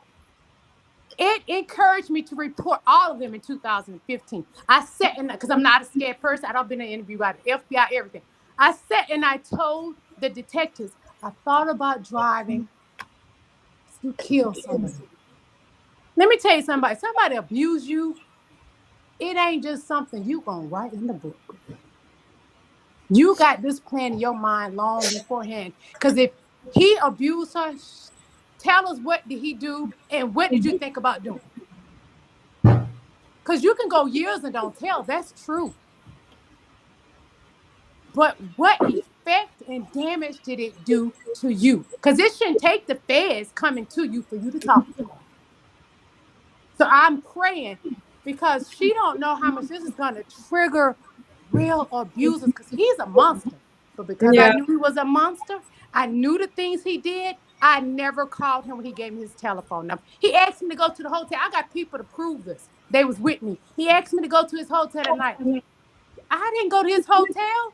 Look what you did to Aaliyah. Look what you did to that little 15-year-old girl. I knew the Yelp review, like Erica De Niro says. Read the Yelp review. There were things out I wouldn't have never.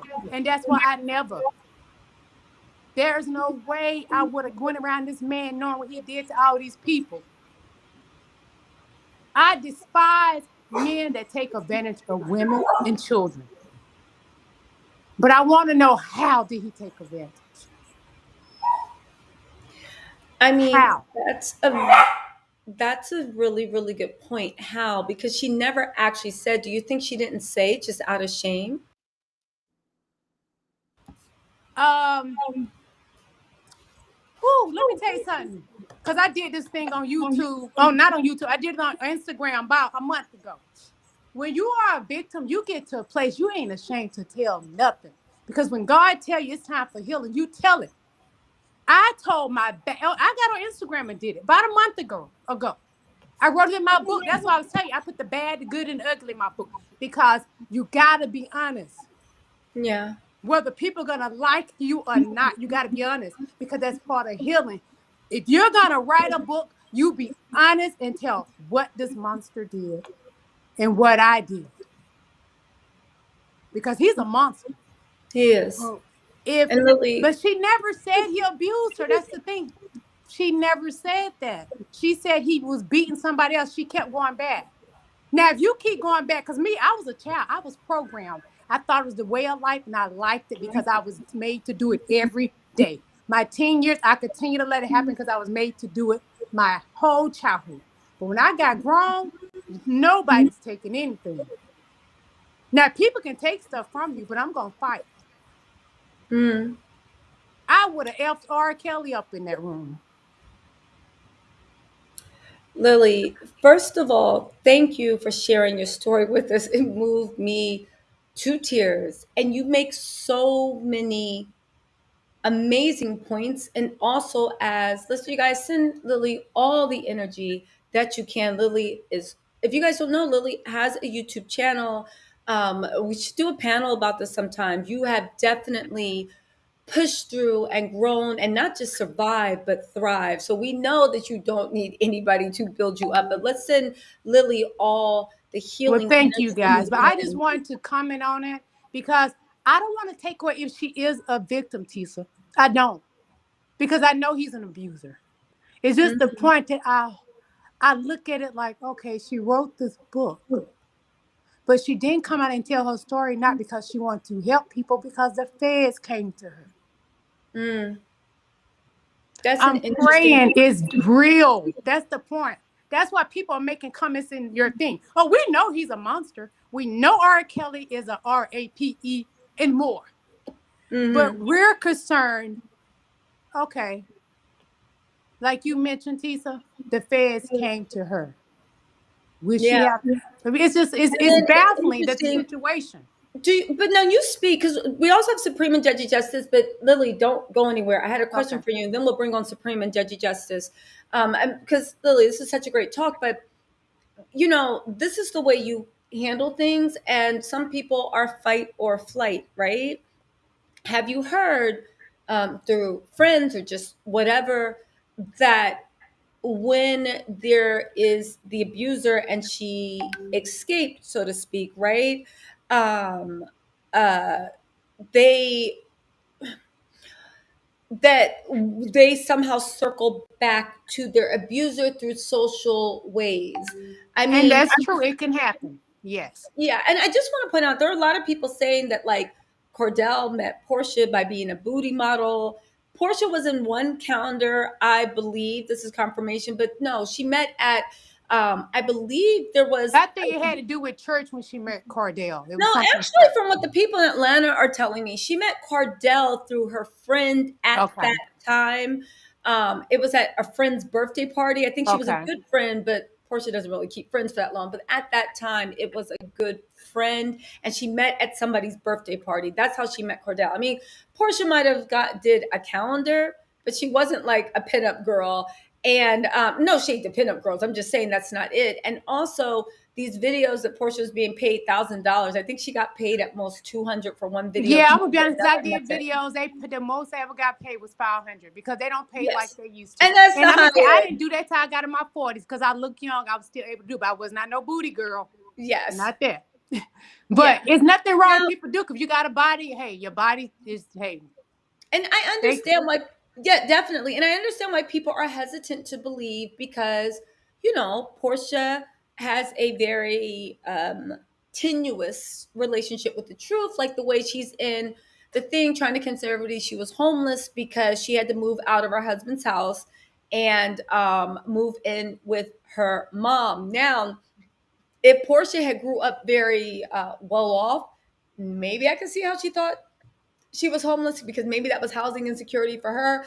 But from what I understand, Portia's childhood, when her dad kicked her mom out with her, they were penniless. So Portia, like just like the most of us, being homeless is you don't have the money to even get Yes. into a hotel. You don't have the Yes. money to do anything.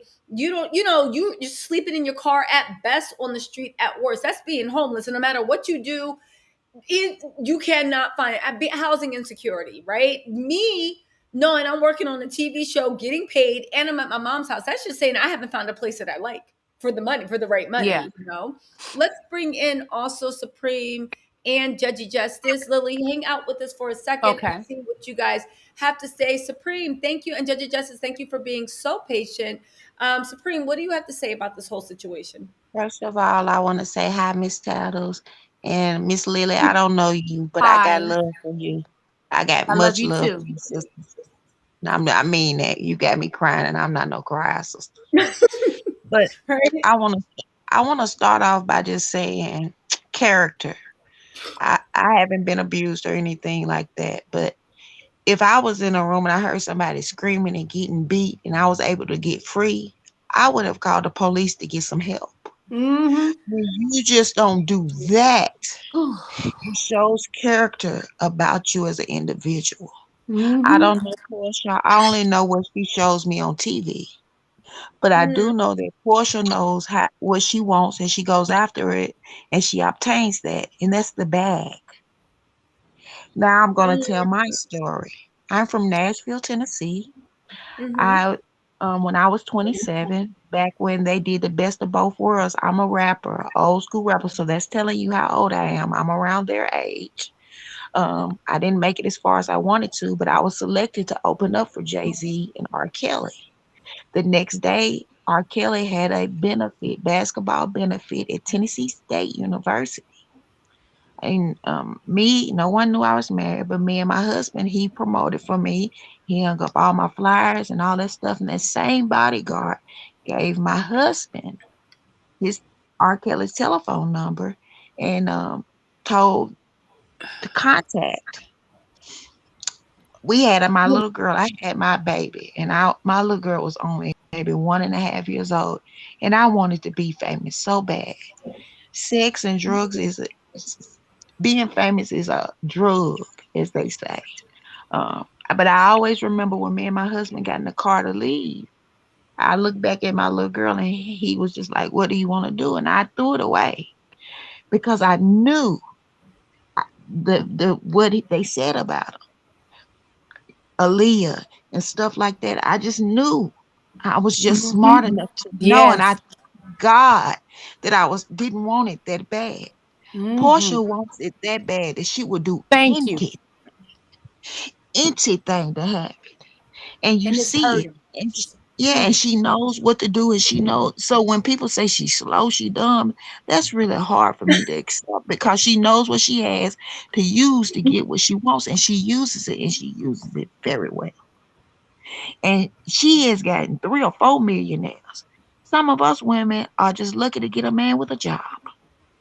Mm-hmm. She has gotten from Cordell to the baby daddy. Now she got this other man. She knows how to do. She knows how to work her area.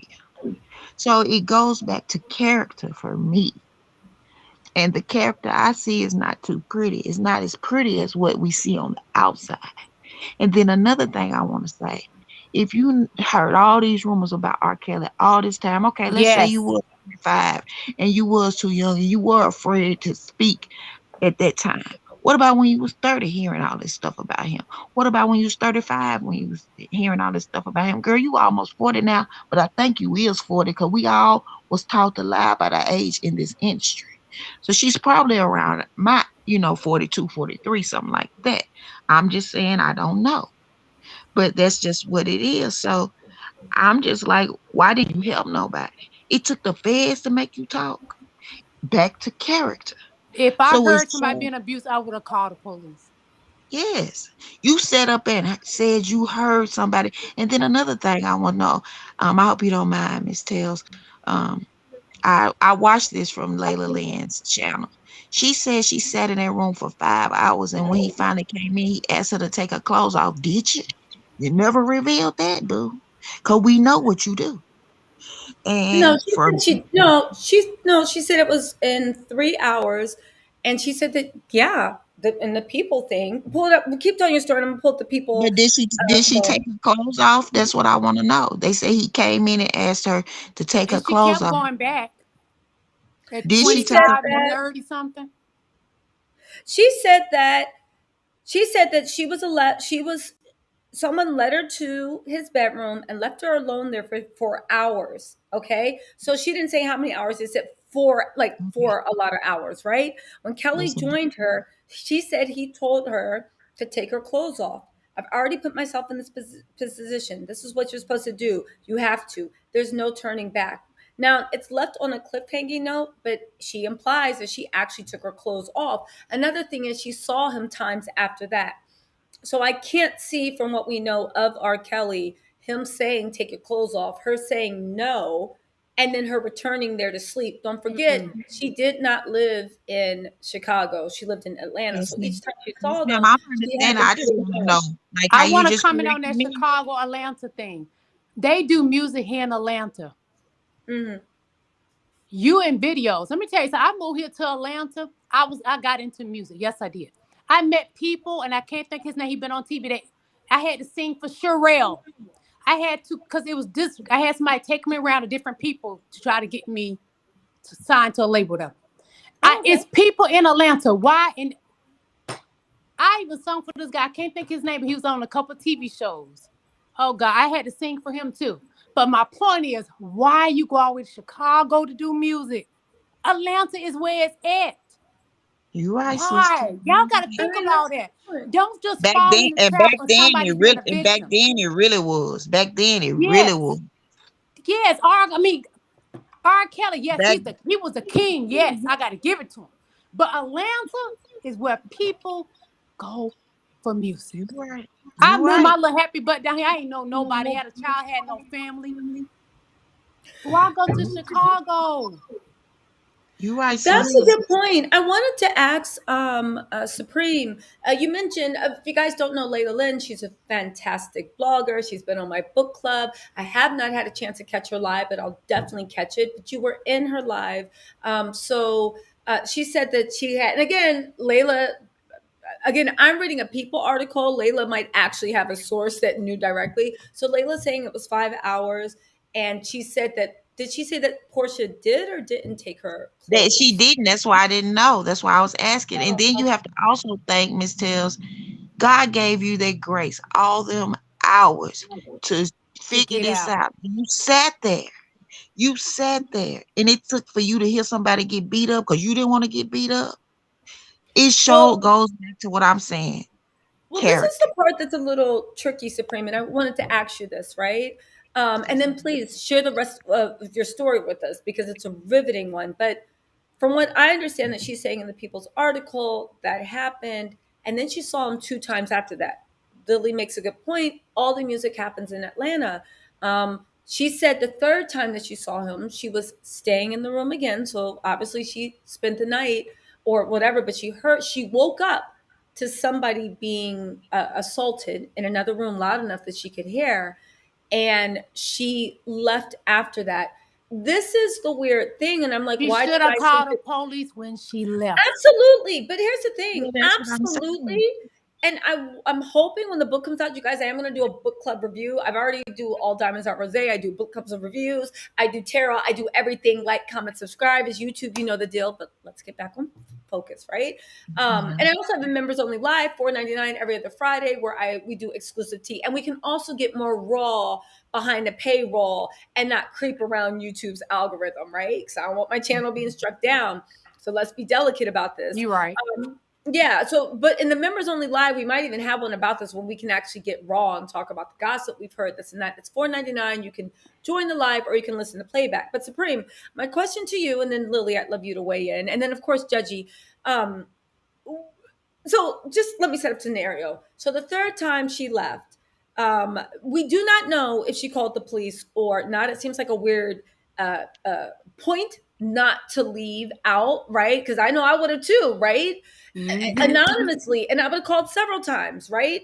But she left. But the weird thing is, and again, Supreme, you and Lily are incredibly strong. Do you think it makes sense from people that you've also talked to or know that have been victimized for years later for her to put herself in the path of her abuser? Because this is the thing, I think, why people have problems believing Portia, because she plays with the truth to make herself look perfect when we all understand that people are imperfect. She says that she fled and she never had contact with them again, but that's not true. Forget about what we have with Dish There you Nation. go. They're She lying. That's said, the thing, yeah, Tisa. in between the Dish Nation stuff, she also went back, and that's why the feds were at certain friends' house and certain associates and family members' houses, because it's like, okay, something's not adding up. Are you a victim or were you actually part of this whole thing? Because we know the feds, they already know. The feds love asking questions they know the answers to. So when they showed up, when they got the story, they're like, okay, but you're saying you never talked to him again. But we know for a fact that a few years later, you actually did interact and you actually did talk. So what is going on and what is your role? So I understand why people don't believe Portia. She has, again, I don't know her personally, but from what I see where she presents herself, in all cases, she has to make herself look like, for lack of The better word, victim. victim. She stole Alan's Like a pretty husband. dummy, like a dumb blonde, a beautiful You, dummy. That's what she yeah, tries to you portray. stole Fallon's husband, but you're online antagonizing her like you're the victim. You have done, when you said that stuff about Candy, you were the victim, even though you knew Phaedra was lying. Even, That and shows our how granny said you smart should have known. she is. So she It has shows to. It shows character, but do you think that it's possible? And people, the thing again, everybody shows their hurt differently. That she still was a victim of R. Kelly and still didn't care about what happened to the next person. Do you know what I'm I'll saying? say this. I feel like she's a I victim, whoever taught her to carry herself that way. I feel that's the person that victimized her. That's how Thank I you. feel. Whoever taught her to go about this way of getting things, that's who victimized her. Because like I said, when me and my husband got in that car, and I'm a musician, I play two instruments. I wanted to be famous bad because that's what I wanted to do for a living. But I knew I could not do it with him because I knew I was not capable or willing to do the things that I've heard that he wants and what he does to people. I couldn't do that. I just mm, couldn't. And for me, I just feel like I don't know. I feel like she's smart. I feel, and I might be wrong. And if I am, God, please forgive me. I just feel like she doing what she do to get the bag. Thank you. And that's just really how I feel, and I might be wrong. And but as you see, what we see on TV, what we know of her, she knows how to keep a bag coming. Even on the radio station, how they would just ooh and ah over her and stuff like that, how she carries on to keep that job. She knows what to use to do to keep what she wants. And to gain sympathy. Yes, ma'am. and to gain sympathy, Judgy Justice, why don't you wait into this? So 50 and Fabulous says, got D, everybody building the YouTube channel off this man's back. Really, T. So we adding Portia to the list. Wait, I thought he just like kids. Don't nobody, even you, T, to know what went on to be this thing. First of all, 50 and Fabulous. What the hell are you talking about? Get off her line. Yeah. I'll I say, mean, like get off her honestly, line. the Yeah. chat is like crazy. It's it I'm just, on. you guys are saying like, y'all, 50 and Now anyway. with Corinne Stefan, I'm gonna tell you why she ended up the way she was her childhood. Because my Yeah, I do childhood believe affected that. me out through my years. Mm-hmm. I can understand her. Superhead. Yeah, I can yeah, that's understand why her. I I may don't. not agree, but I can understand her because her childhood. And she knew to use them to get what she wanted, but she Yeah. didn't. She ain't scared to Because tell you I've though. been manipulative with men. Plenty. Mm-hmm. and she ain't Women, scared to most tell women, we you use that. our looks to be manipulative. Some hurt me, I hurt some. But Mm. it won't take the feds for you to tell your story. It won't. Right. And Mm. a book. Feds and a book. It won't. Like Mm. I think we also, I mean, I'm not trying to extend too much courtesy to Portia, but Mm-hmm. I don't feel that this is something so delicate, such a fragile situation. Mm-hmm. That I can see where everyone's coming with, like, oh, it's for the book or it's this or that. But honestly, she's not like this super, out there person about her everyday thoughts. She's a very superficial person that we see on Instagram. She's a very superficial person when we see her on RHOA. It's, we've never seen anything this layered and deep before that doesn't feel, in a sense, orchestrated. Now, I think I she did really, like When everybody you else. selling a book, you're gonna put interesting stuff in there. I put stuff about what I did bad in my book, The Purple Cinderella Survivor, Multiple Childhood Rapist. I just didn't put about the rapes. I put the good, the bad, and the ugly. I just So feel like I kind of whatever disagree a little bit. they no, were I'm scared not to saying say. that, yeah, it's not convenient, because guess what? There's always a convenience with things. But I just think that what we know about Portia is all of just surface. A lot of all those things that she's went through, and this is the first time that we're actually going to get something. Be it a ghostwriter helped her write it and she orated it. I don't know, Thank you. but it's just the fact that, like, I think that we're trying to diminish Portia's story and Oh no, I'm not not. realize I feel that like a whole lot of no, people knew R. Kelly was doing I've it for listened. years. We all say No, he is a listen. monster, but I've we want listened to to you know guys how having did he moments abuse in her? chat. I really would like to have the floor to speak as well. Okay, you're right. So I just want to make my point, and then I just want to go make my bunt cake because I'm 7 months pregnant. I want to go eat, and and I love you guys' stories. I love everything you're sharing, and I wish I had an R. Kelly story too, but I don't. I really feel like I really feel that we keep forgetting who R. Kelly is. This is somebody at that point in the early 2000s who's been systematically doing this for 30 years at that point. For 30 But would you years. go back around him in your 30s?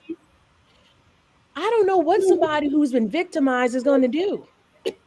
And the thing is that you don't know who is their abuser. And there's people around here that have been abused by their own fathers, and then they still show up for Christmas dinner. So we can't diminish somebody just because, I, oh, it's that person. pardon I'm me, just It's ma'am. saying that different when it's your I'm thinking from relative, this though. from a I would say victim it's different standpoint. if Wait, it hold is your on, father. Lily. Hold on one second. Let Okay. me. So, what were you saying, Judgy? Hold on one second, Lily. Let me just hear what Judgy was saying. So, go on. I'm saying that there's people who have been abused by their own relative and still have to see that person, still Mm-hmm. have to do all these things. Okay. Still show up on Christmas dinner and be around and it be their own brother and their own things. Just because it was R. Kelly and she might have seen him once or twice over what, 10 years, 3 years. I don't think that's enough for me to like crucify Portia for this. I think there's other things that I crucify Portia with greatly about, but I think for this one's a miss for me. And I I think don't that, think like, for everyone who anyone's. keeps trying to forget that this man is an abuser for 30 years. This man has he was just called a racketeering charges, guys. We said that. He's organized on this. So for you guys to think that a 25-year-old knows better enough for that is beneath me, because my mom knows a woman, she was a doctor. She married this man. He made less money than her. And he used to make her feel bad because she did well for herself, and Mhm. used to have people come by the house and have, I can't think of the word for the algorithm, but have other partners come in to engage with his wife and then slut shame her. So it doesn't matter what it is, what your age is chronologically. If something's not ticking when it's supposed to be talking, you can't justify this. Now, I'm not saying that over the years she got better, but like literally, if it's not ticking or talking back here, or you've experienced enough trauma that it stunts your growth, you're not going to be emotionally there to realize these things. And for her, it seems like she was at that point trying to make her career. And this was the thing that she was trying to That's figure out. what I Maybe this is the said. way I do it, because I just know that other people have been able to network and this and that. Because it's not just R. Kelly; it's the whole dirty Hollywood scene of trying to get your way in there that we're still seeing today. But Like people are sleeping with rappers and then being passed up but and you know, around because they all Judgy, think the same people. Pardon me, ma'am. May one, I say one thing, please? Sure, Pardon of me, I'm course. sorry. Sorry. I just want to say something. There's a lot of people that knew what R. Kelly was doing for a long time, and a lot of people didn't say nothing because power is a strong thing. She probably might not didn't say nothing because she was scared. Because a lot of people, everybody's telling on him now because he's in jail. Well, Yep. nobody's saying nothing first. So I'm not trying to say nothing bad about Portia, but all I'm trying to say is Portia has a pattern. And to me, this is my personal opinion. She goes after the bag. She comes from a very cultural family with a good name and all of those things. No, her and her mama might have struggled, but she could have went to school and stuff and came up a different way. She used her looks, her physique, and other things to get her bag, and she's after the bag. My question is, why tell now? Why? Because he lost his power. I This agree with don't. that. Sorry to interrupt you, Supreme. I agree with that, but I would say to all of you, I have a question because Lily brought up a good point. Again, for Judgy Supreme Lily, I don't think anybody is, and I hope no one is victim blaming Portia. This is an important Not at conversation. all. We need to actually understand on victims and abuse. But Lily brought up a good point that went over my head. Where was did Portia? And maybe it'll be in the book. But to Lily's question, I put this to you, Judgy. Where was Portia abused? I don't know. Honestly, No, I I mean, wish. in her book, we're saying that she was a victim of R. Kelly's with all the headlines. But if we look at her own, and I'm the same way, I was like, no, Portia's a victim. And again, if she was abused, 100%. But by her own words from the People article, and Lily, you brought up a good point. You had me thinking, where Because did she? I am a victim, so that's triggering if Yeah, she's playing And with that's it. but where did she actually say she was abused? She said that he flew her out. She was taken to the house. He told her to take her clothes off. And she said, this is what happens. This is what you do. She made an internal decision. Now, yes, he abused his power Yes. 100%. He abused it. And again, I'm just playing devil's advocate. There might be more in the book. I am doing a book review, so make sure you guys watch. He definitely abused his power Hmm. because it's working, power. if he was the fry cook at IHOP, she wouldn't have been in there waiting for 3 hours like a dog and got naked on command. And she said, but this is what you did. You put yourself in the thing. But Portia neglects to say where she felt like again, abuse of power there's a line between abuse of power and actual abuse. Or maybe I'm wrong. Again, Judgy, jump in on this again. I think Yeah. I think it's just the fact that like the moment for me that I thought this was abuse, and abuse is multiple different terms, and I think that with R. Kelly we focus on the intimate kind. I think as soon as she got off the plane and she was taken to the house instead of a studio, instead of a hotel, instead of somewhere appropriate, that was the abuse of power because she had now been alienated by where she grew up in Georgia, now to Chicago, anticipating something else, and then they shift you into something else. So I think that right there was like when I started to see it as abuse, because if this is a real true situation, nobody who's a producer is going to be like, hey, stay at my house, I got an extra bedroom. They're going to put you up in, in a hotel, or for the day or two, and then have you getting ready for the studio the next day, and then fly you back, and then you're supposed to leave in like another day or two. At least that's my understanding. I've never done music, but I know other people who have, and that's like generally what happens. So Mhm. it's like, Is it?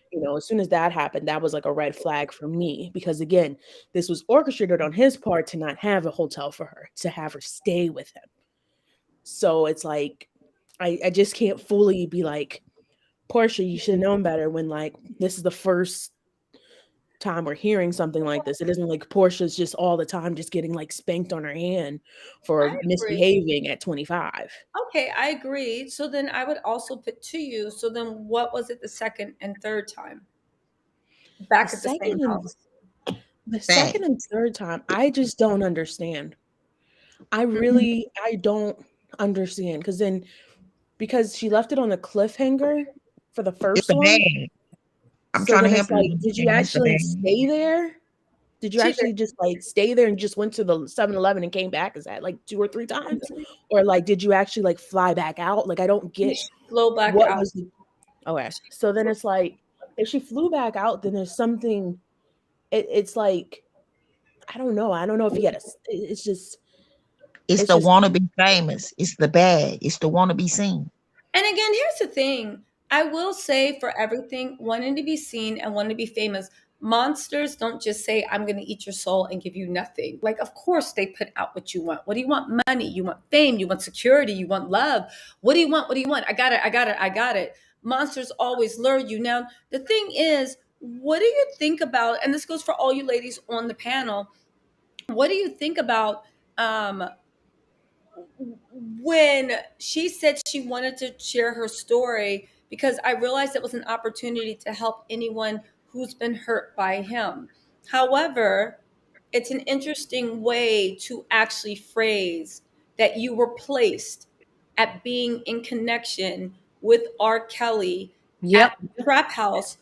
They came to you because they tracked you down. They had evidence. It's like whatever. And at one point, you were assuming a person of interest because, again, when crimes happen, when banks are robbed, they don't just let everybody run out into the crowd like they do in the moment movies.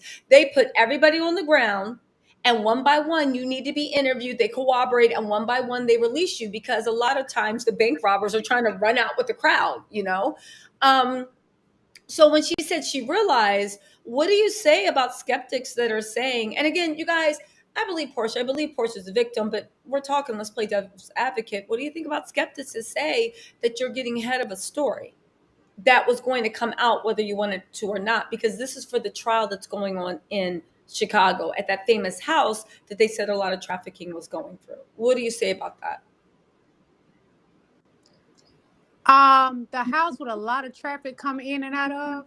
I'm just That gonna house, the pivot trap back. house. Yeah. I'm gonna pivot back just a little bit.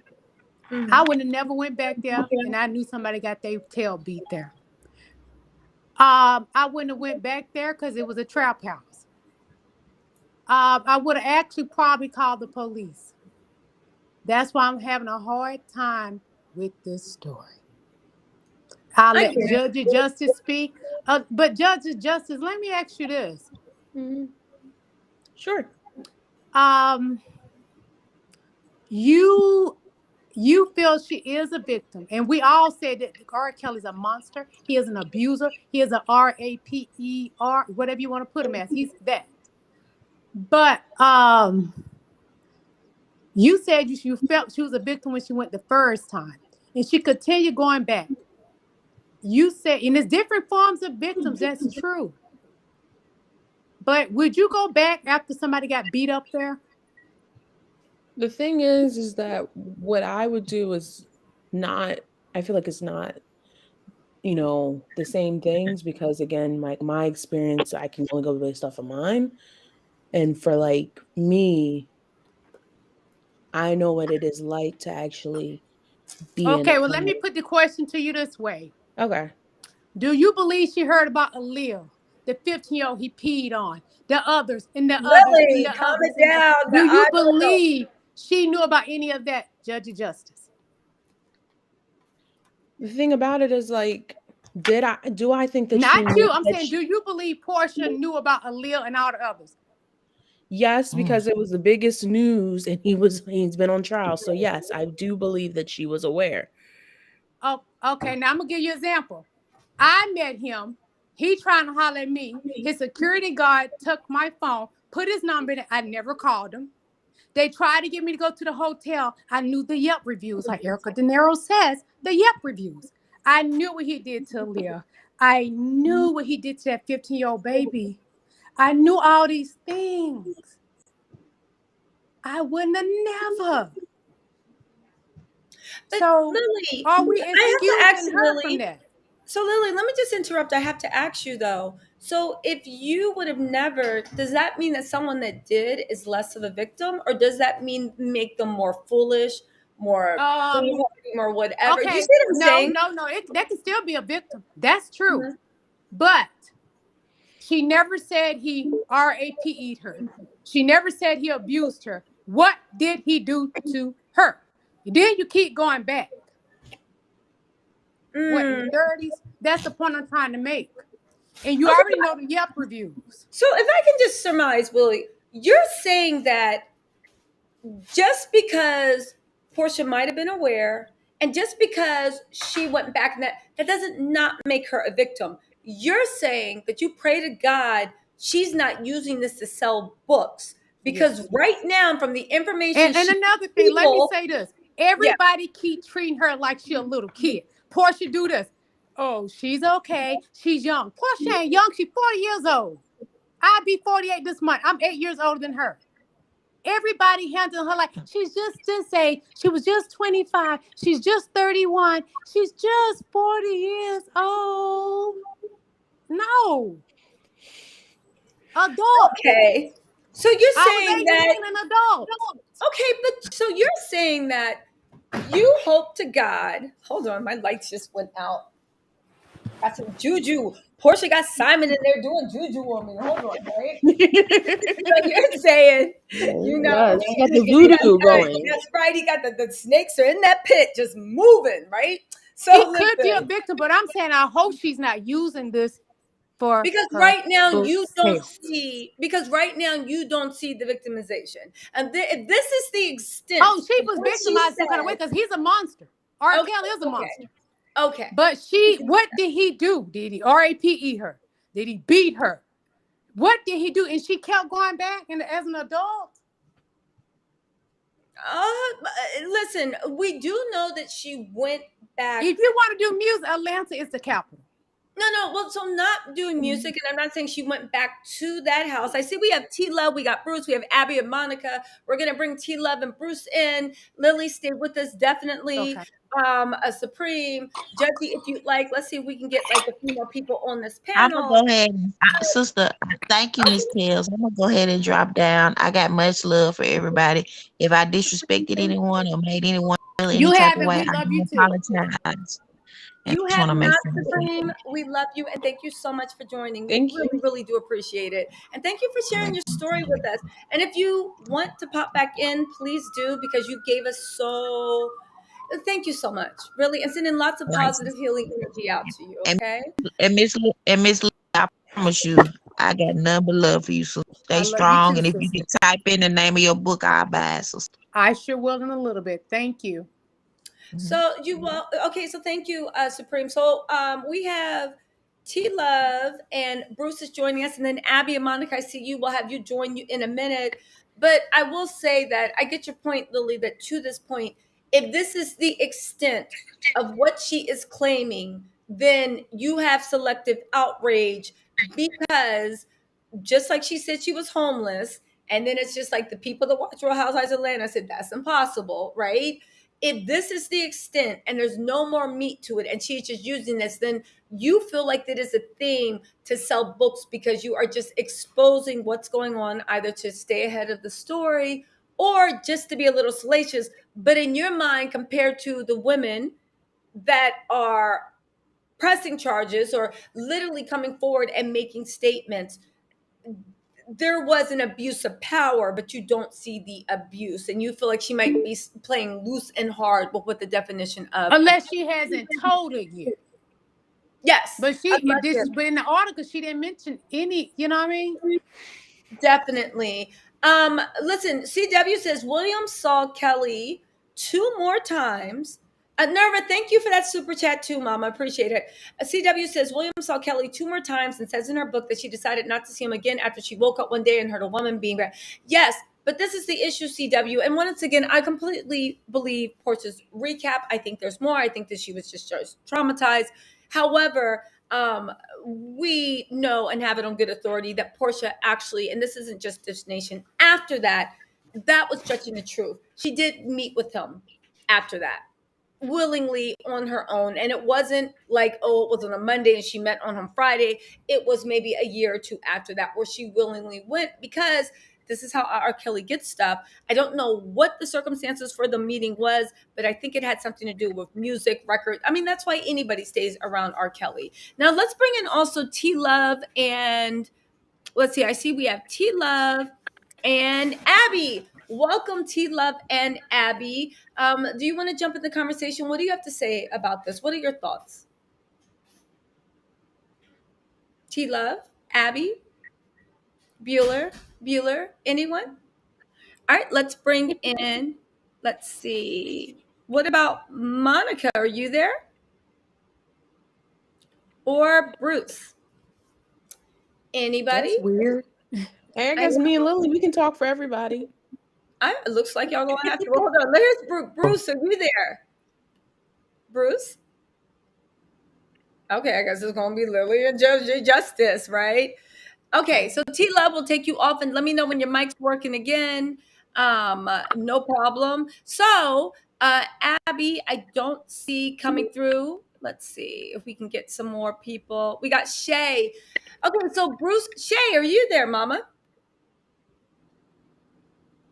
Well, that's They weird. might is probably muted like mine You guys, I was. think your mics are muted. Hit the mic button if you would like to talk. Let's see if T Love's gotten her situation sorted out. Let's see. No. Abby, Can you let's hear me? see. Let me start Can you hear me? removing and Can you actually hear see me? what we can do. Hold on a second. Let me just remove a few people. But Judgy, what do you say to that? So this is the extent of Portia's story. You're saying you're going to hold space for Portia, which I think, listen, I agree with all of you guys. There's no such thing as a perfect victim. If you say you have been victimized, I always believe it and rally behind too, because everybody's boundaries are different. Lily does make a good point, to the point of even the way the headlines are written, where does she actually say abuse occurred? Instead, to me, what she describes right now is abuse of power. Now, there could be more that is actually underway. But hey, Bruce, how are you doing? How you doing? All right, how you Hey, doing? Bruce. Hey, so what would you like to say to this? I think she might have been abused by power, but not by, not by force. And why do you feel that way? Because Portia, like I said, she gets what she wants. And like I said, a lot of people, I believe, is because she's trying to sell her book. Mm-hmm. Now, I Okay, so listened to, I'm sorry, go go on. ahead. No, go ahead. Go on. You listen to. No, I was saying that what you could do is a good interview with you is Jaguar Wright.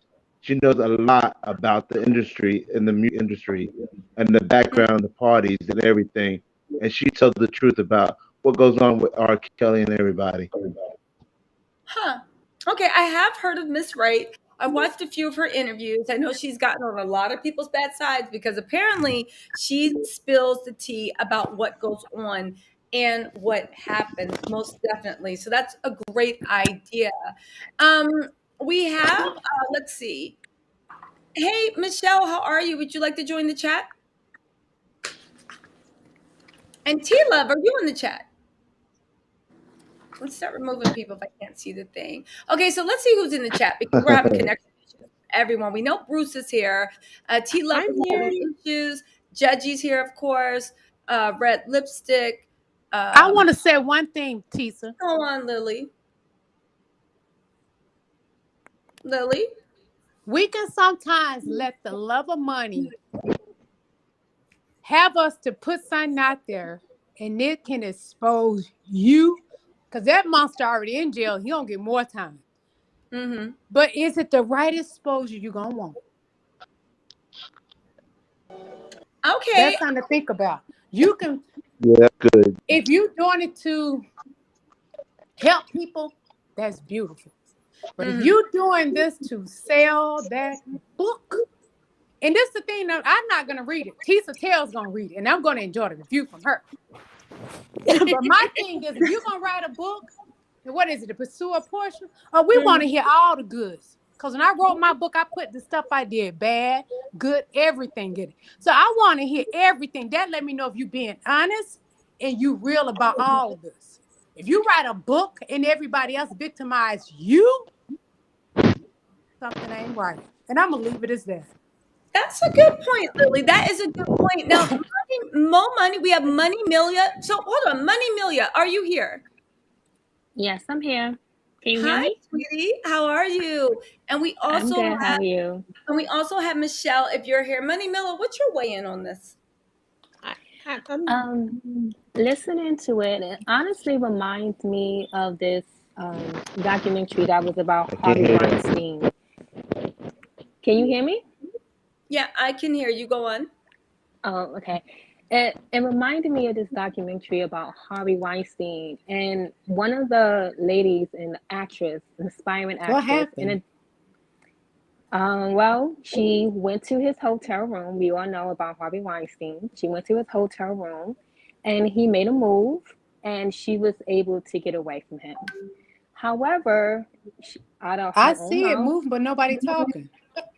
Wait, hold on, can Lily. Hold on. Hold on. I hear her. I don't know why you don't hear, but go on. Go on.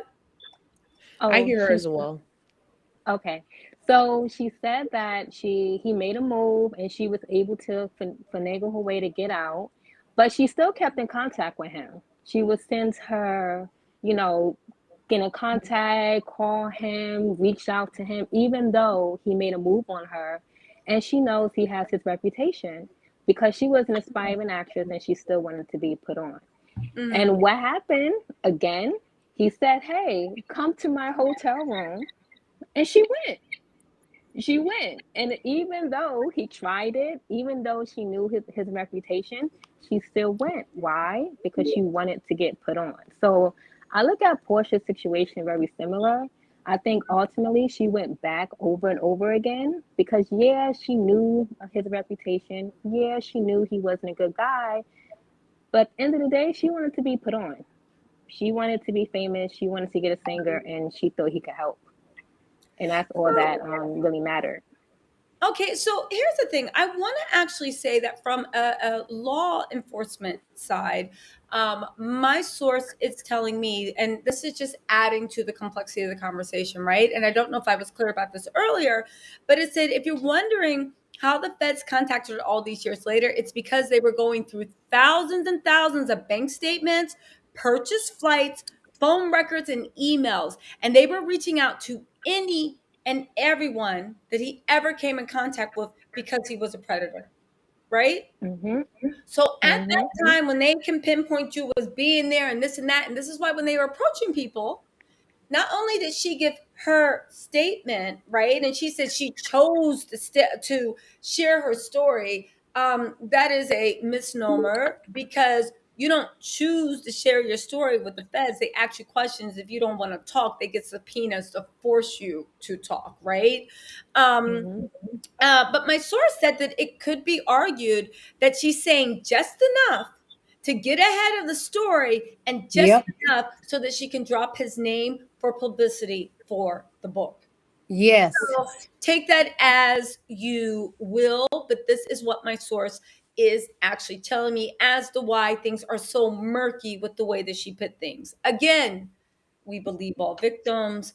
You are a victim until Absolutely. proven otherwise. But it is interesting that when she said, I chose to share my story, you actually had no choice. The feds came knocking at your door and they literally had receipts. Once you shared your story, they went around to everybody else because again, when you're dealing with someone like that, Sometimes you're helping procure, like bring young women in, and sometimes you are the young woman being victimized. Now, I am not, please do not say that I'm saying that Porsha was trying to bring other young women in, but I'm saying from an investigative point of view, you have to be like, okay, hold on, what's going on here? If you get what I'm saying, right? If you get what I'm saying. Yes, I do. So, Judge Justice, you had a point to bring up the comment related to Lily bringing up the comment about the book. What was that comment?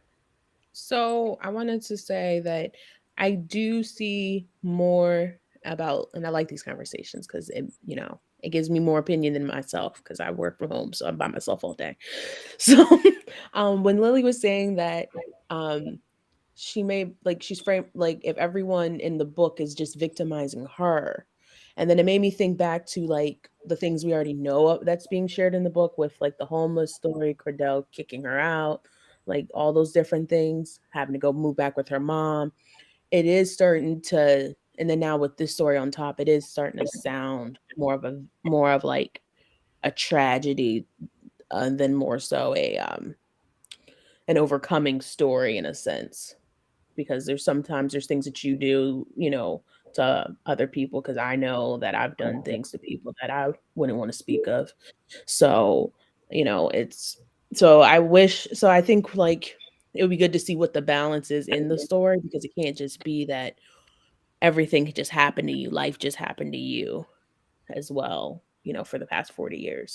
Because a book of healing, you got to put it all in there. A book of healing, you got to tell the bad, the good, and the ugly to help people that gravitate them to want to heal and go through the process as well. I agree. I think that you guys, somebody needs to mute their thing because we're hearing playback. Who is that? Hold on one second. Did I find it? And then now with the story on top, You guys, whose book is tragedy, then more so you an guys? overcoming story in a sense, because there's things that you do, Okay, so you guys, other people that I know. I think I see. Hold on one second. Okay, so what I'm trying to say is when it comes to stuff like this, Lily, you bring up an interesting point. This isn't just like Porsha, this is being put out by a Christian publisher. And this book isn't just like, oh, hey, what happened? This is supposed to be a book of healing. She's bringing it to the people of these are my demons. This is what made me. This is how I overcome. And it is a book of healing. It is a book of inspiration. So on that point, Lily, you actually do bring up a really, really good point. When you come to people with a book of healing, you have to put it all out there. That's what we're hoping for, and that's what people want. Now, that said, Porsha is giving teasers on Porsha is getting teasers to people because she wants to promote this book. By promoting this book, it's also promoting Porsha's Family Matters, right? No shame in the hustle. It's her story and it's her trauma. You can capitalize on your trauma any way you want. I never said, oh, but you can't. It's your trauma. Capitalize it on the way you want, right?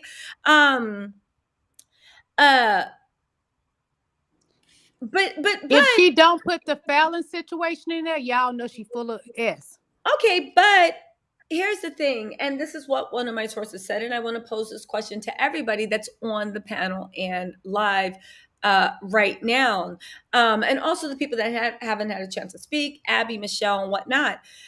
Somebody said she's name dropping to get ahead of the story for later, to make it seem like she was just there. But if you're just there, right, then that means what? You wanted him? Or what is the point? Because you didn't help the alleged girl next door. What do you guys say to that? I agree. Okay, we know Lily agrees. Judges, Abby. Well, Michelle. let me say this, Tisa, because I don't want people to think I'm bashing her. I was a big fan of Porsha's. Every season. When people would say stuff about her on Instagram, because I wasn't big on YouTube till the pandemic came, I would take up for this girl. And I knew the things she done. So people don't think I'm just bashing Porsha. That's not it. Go ahead. I'm sorry, Tisa. No, I wasn't talking. I think that's somebody's playback. I'm sorry. The thing is, I don't want people to think I'm just bashing her. No, because I used to be like, Kenya jealous of her and all this. I was one of them people that would be like, anything she did, she's young. I had to pay attention. When she did this failing stuff, it just like everything she ever done, it was revealed all over again. There's no truth with this girl. I'm sorry. Go ahead. I'm sorry. Okay, no problem, no problem. Just trying to figure out what's going on with the mic situation. So Ignore my face, Lily. I'm 100% Okay. involved. I'm trying to be producer and Okay. keep it going. Shay Okay. wanted to jump in with a comment. Shay, welcome to the chat. What's your comments on this? Shay, you can unmute yourself if you're muted, sweetie. Shay. well, I'm about to go. Okay, Can I Judgy. say something? And Yes, I of just course. wanted to just say thank you guys so much for this panel. Thank you, Lily, for sharing your Bye, story. beautiful. You I thank you really, too. Judgy, I thank you really so appreciate much that. for coming in here and sharing your viewpoint. It was well needed, and we really enjoyed it. Again, we agree with you. Porsha is a victim. We cannot make a perfect victim, but with this type of thing, because it's so murky, I just wanted to bring a lot of people on and just see what y'all have to say and what y'all actually think of the situation. And I do love on this channel that we can agree to disagree. Sometimes we can agree. Sometimes we can all not agree on anything. I love the fact that you guys kept it respectful and judgy. Like a lot of stuff you were saying made perfect sense, and we agree. But in situations like this, and this is a bigger conversation we need to have about like victims and sticking by victims and what actually makes victims and why we got. But that's a different conversation for a different era. I understand, but Judgy, thank you so much. We really appreciate it. Really appreciate all of you. Thank you again, guys. And I just want to reiterate that I think that, we just need to stick, and stick to just giving victims a chance to speak out, make sure True. it's a comfortable space so we can hear them out fully. And then we can, place judgment when we need to. But again, we don't know what happened, how many people was there, how many things was going on. I just think that we just need to give just Porsha just a little leeway on this.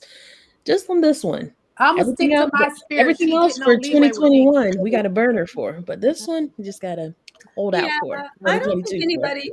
Thanks so much, Judgy Justice. I Bye, appreciate guys. you guys. Bye, Queen. I will say I don't think that anybody was roasting Portia Lily, and also Strength. I don't know why I forget her name right now. I think you guys spoke passionately and from your heart and from your own experiences. And, we need to leave room for everybody's voice, even the voice of everyone. Yes, I listen. The one thing about Portia, I will say, I think this conversation has been largely pro Portia. Again, this has nothing to do with Simon. There's nothing to do with this. It has been largely pro Portia. But again, you guys, I want to actually say someone that literally has 6.4 million Instagram followers. She has a book coming out, and she has her own TV show.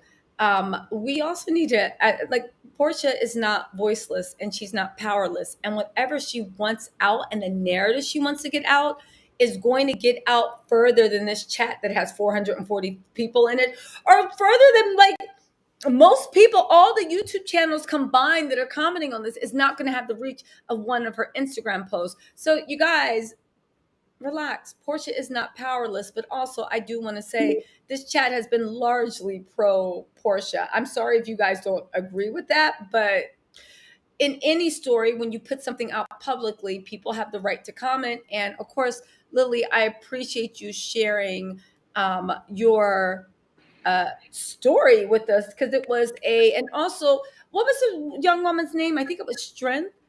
I don't know why. I can't remember her name. She was It did begin with an S, but I can't remember it. I know, you know me, dyslexic. I remember that, but thank you, Mama, for sharing your story too. But I do think that if people are from a community that have experienced similar things, and they have the right to experience and comment too, because you have been through stuff, and you do have a right to share your experience, your ideals, and the responsibility you think that other people have to other people. I hope there is more to the story, right? I definitely hope.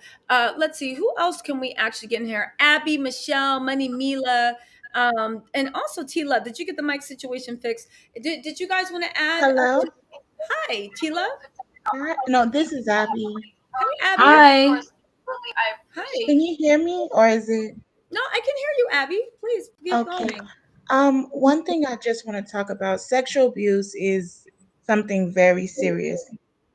So let's just put that out there. Without a doubt. Um, and sexual abuse can affect people in different ways.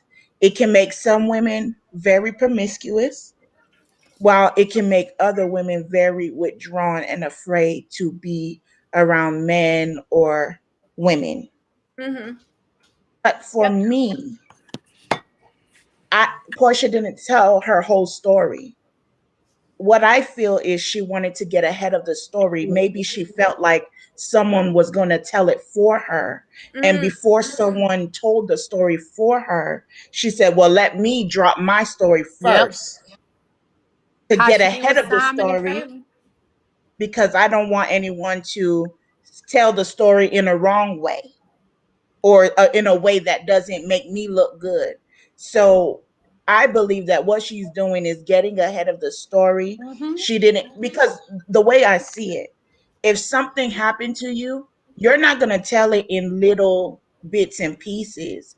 You're mm, going to Mm-hmm. say it all because Yes. you know your story is helping people. Like right now, Exactly. I'm writing a book on sexual abuse, but I know that in the process of writing that book, I know I have to be honest and say this happened and this happened. But I don't want us to say that. I know when someone has power, they can abuse their power. They can use their status Mm-hmm. to try to influence you to do something you may not want to do. And you have to look at Portia's personality type. She's easily influenced. It's hard for her to say no. You can look at her personality. She has a very babyish personality. So if someone says, do this, more than likely she's going to do it because she's the type of person that doesn't really have a mind of her own. She doesn't act her age. She acts like a kid. And, she acts like she is a 10-year-old trapped in a 40-year old's body. Just the way she thinks, the way she speaks, the way she behaves. And it makes me even wonder was she sexually abused as a child? Because the way she behaves, she kind of acts like someone who was abused as a child. yeah. But I think she would have told that. Trust me, she would but have what told she's that. doing is what she's trying to do is she wants a bestseller, Yep. and because she wants a bestseller, she's gonna drop Aaron Kelly's name because everyone Because is it talking was about Aaron he's Kelly right current. now. He's current. Yes. So it's easy. She thinks like I remember years ago, Superhead, when she wrote her book, everybody she was dropping names and everybody was like, oh, I'm gonna buy this book. But the Yep. thing about it is that's the tactic. It's a marketing strategy. A marketing strategy is when you use something that's already in the news to Yep. try and promote something that you're about to release. That's Mm-hmm. all she's trying to do. She's not dumb, but she knows what she's doing. Perfect timing. She could have told this story when everyone came out and told their story. Why did you wait till now? Why did you wait till now? But do you think that that's her right to do as a victim? Okay, it's her right. It's her right to tell her story whenever she wants to. But let me tell you this. If a parent knows that their child is being abused Mm-hmm. and they ignore it, that that parent is just as that person is liable according to the law to go to jail because she knew about the abuse and didn't do anything. Portia heard someone being abused in another room. She didn't do anything about it. She had the responsibility to call the police and fight for someone who was unable to fight for themselves because they were underage victims. Mm-hmm. She stayed there for days after, Mm-hmm. killing, Mm-hmm. and then she left only when she heard someone getting her behind beat. She left because she said, "Child, I'm not trying to get my behind beat. I was just trying to get a record deal." Mm. So that is why she left. She felt like, look, if I got to get beat to get a music deal, I'm out of it. I don't want to. I don't want to go through what she's going through. That was a step too far for her, you think? Now, would your opinion Yes, change when the book comes out and she says she contacted the authorities and she did this and she did that? Because this is a teaser. I admit it's an odd teaser, because if I said I heard somebody being beat, I would have been like, and then I called the police. Like, I would have made sure, no, no, yes, put that in a press release, Um, but again, I have to ask you guys, like, no victim is perfect, and that was her story. And if she wants to profit from her abuse, I mean, isn't that her story to tell? Abby, Gloria, Money Miller, Michelle, whoever, you guys jump in. What do you guys think of that situation? Anyone? I think we have to. Can you hear me? Yeah, I can hear you. Okay. Sorry, Lily, I I think we accidentally. also. Go on. I think we also have to remember too that you had parents who were bringing their kids, their daughters, to R. Kelly shows and working with R. Kelly despite his reputation. So Mhm. when people are really desperate to get put on, they're not always thinking clearly. And it's not to make excuses, Yeah. but I can see how, in her position, if she's really wanting to get put on Mhm. and she thinks this is the only way that she can do it, I can understand at that age thinking, okay, wow, this is my end. I just got to take it. Because there were people, like all these people in the documentary, they came out, but they was watching him abuse people for years and said nothing. But now they're saying something. So I I understand, it's not a good look if she's just using this for publicity. I understand. However, I can also see how, as a 25-year-old looking to get put on, you with this person and you don't have a strong moral code, like you don't have strong ethics, but how easy it is to fall prey to those type of situations and those type of men. Yeah. I definitely agree with that. I mean, I can't really blame the mom. I think that it's my own personal opinion. I think that men are predators to young women.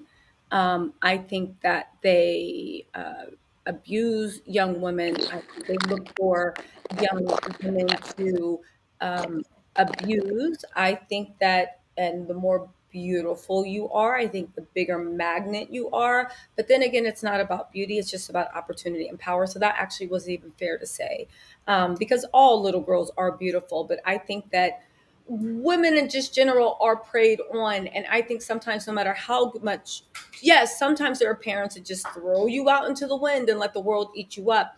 But I do also believe that sometimes, no matter how good a parent tries to do, it's like saying that you're a good it's like saying that you're a good like, if you're not a good parent to the antelopes, then your baby antelope won't ever be eaten. The world's a scary place when you have girls. It really is. And society literally has it. So, again, we talk about the way Portia was raised, but no matter what you think of Miss Diane as a mom, I don't think that she would willingly raise her daughter to be victimized and abused. Maybe she was trying to put her down on game. True. Okay, fine. But I think there's like a big line between that and actually being victimized and abused. You know what I'm saying?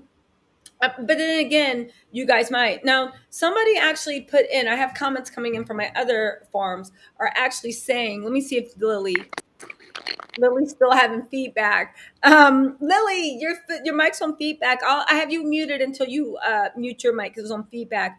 It said, and Michelle, welcome to the chat. Is Michelle here? I thought she did. Maybe she'll call back in. Listen, somebody said, do you think she saw him again after Dish Nation? Because at this point, I have a way to get. Uh, ooh,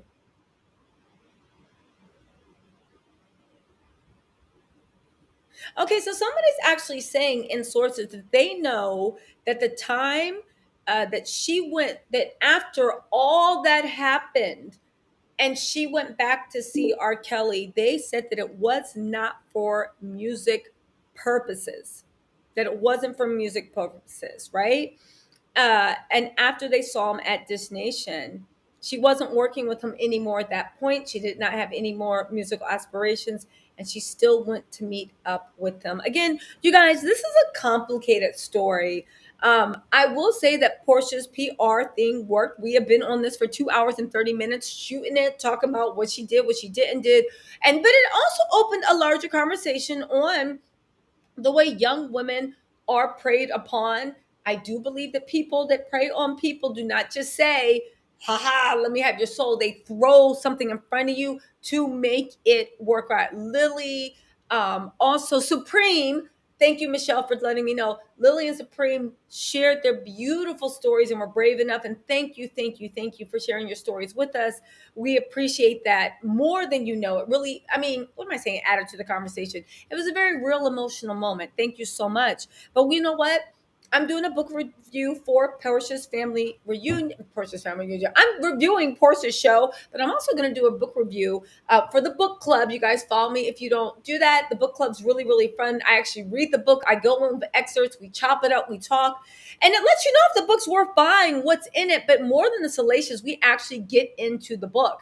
So it's a great thing to have. And it's really opened up a great conversation. I do, for everybody's point, hope that Portia goes more in depth than these excerpts from people. I do hope that these excerpts from people were just to whet our palate to get us talking, which it did, and that there's a lot of depth behind that. And the depth that's behind that, I hope that it is the 100% honest truth. But regardless, whatever happened to Portia, we know that she was around a monster, and I pray that whatever happened, she was able to escape with her dignity and her sanity. Regardless of what she did to who and whose husband she's with right now, nobody deserves to be around a monster. Whether they walked into the monster's house on their own and should have known better, or whether they were tricked into coming, no one deserves. Because I truly feel like if somebody knew that they were dealing with a monster, they wouldn't be there. You know what I'm saying? They wouldn't be there. So I want to thank everybody for jumping in. Thank you so much, you guys. I'm doing the book club. I'm doing this. And also, I do have membership. It is $4.99. We share exclusive tea. I drop the tea in the membership group before. You can watch it on replay. If you're not there for the live, it's only $4.99. It's a great thing. And we've been spilling tea in that group. So go ahead and sign up. The link is in my about section. You're going to love it. And you guys, I will see you for the next thing. Let me get off here because I have to finish doing my tarot readings. If you guys don't know, I do tarot readings when I feel like putting some good into the universe. All right, you guys, thank you so much for joining, and I'll talk to you guys later. Bye, everybody.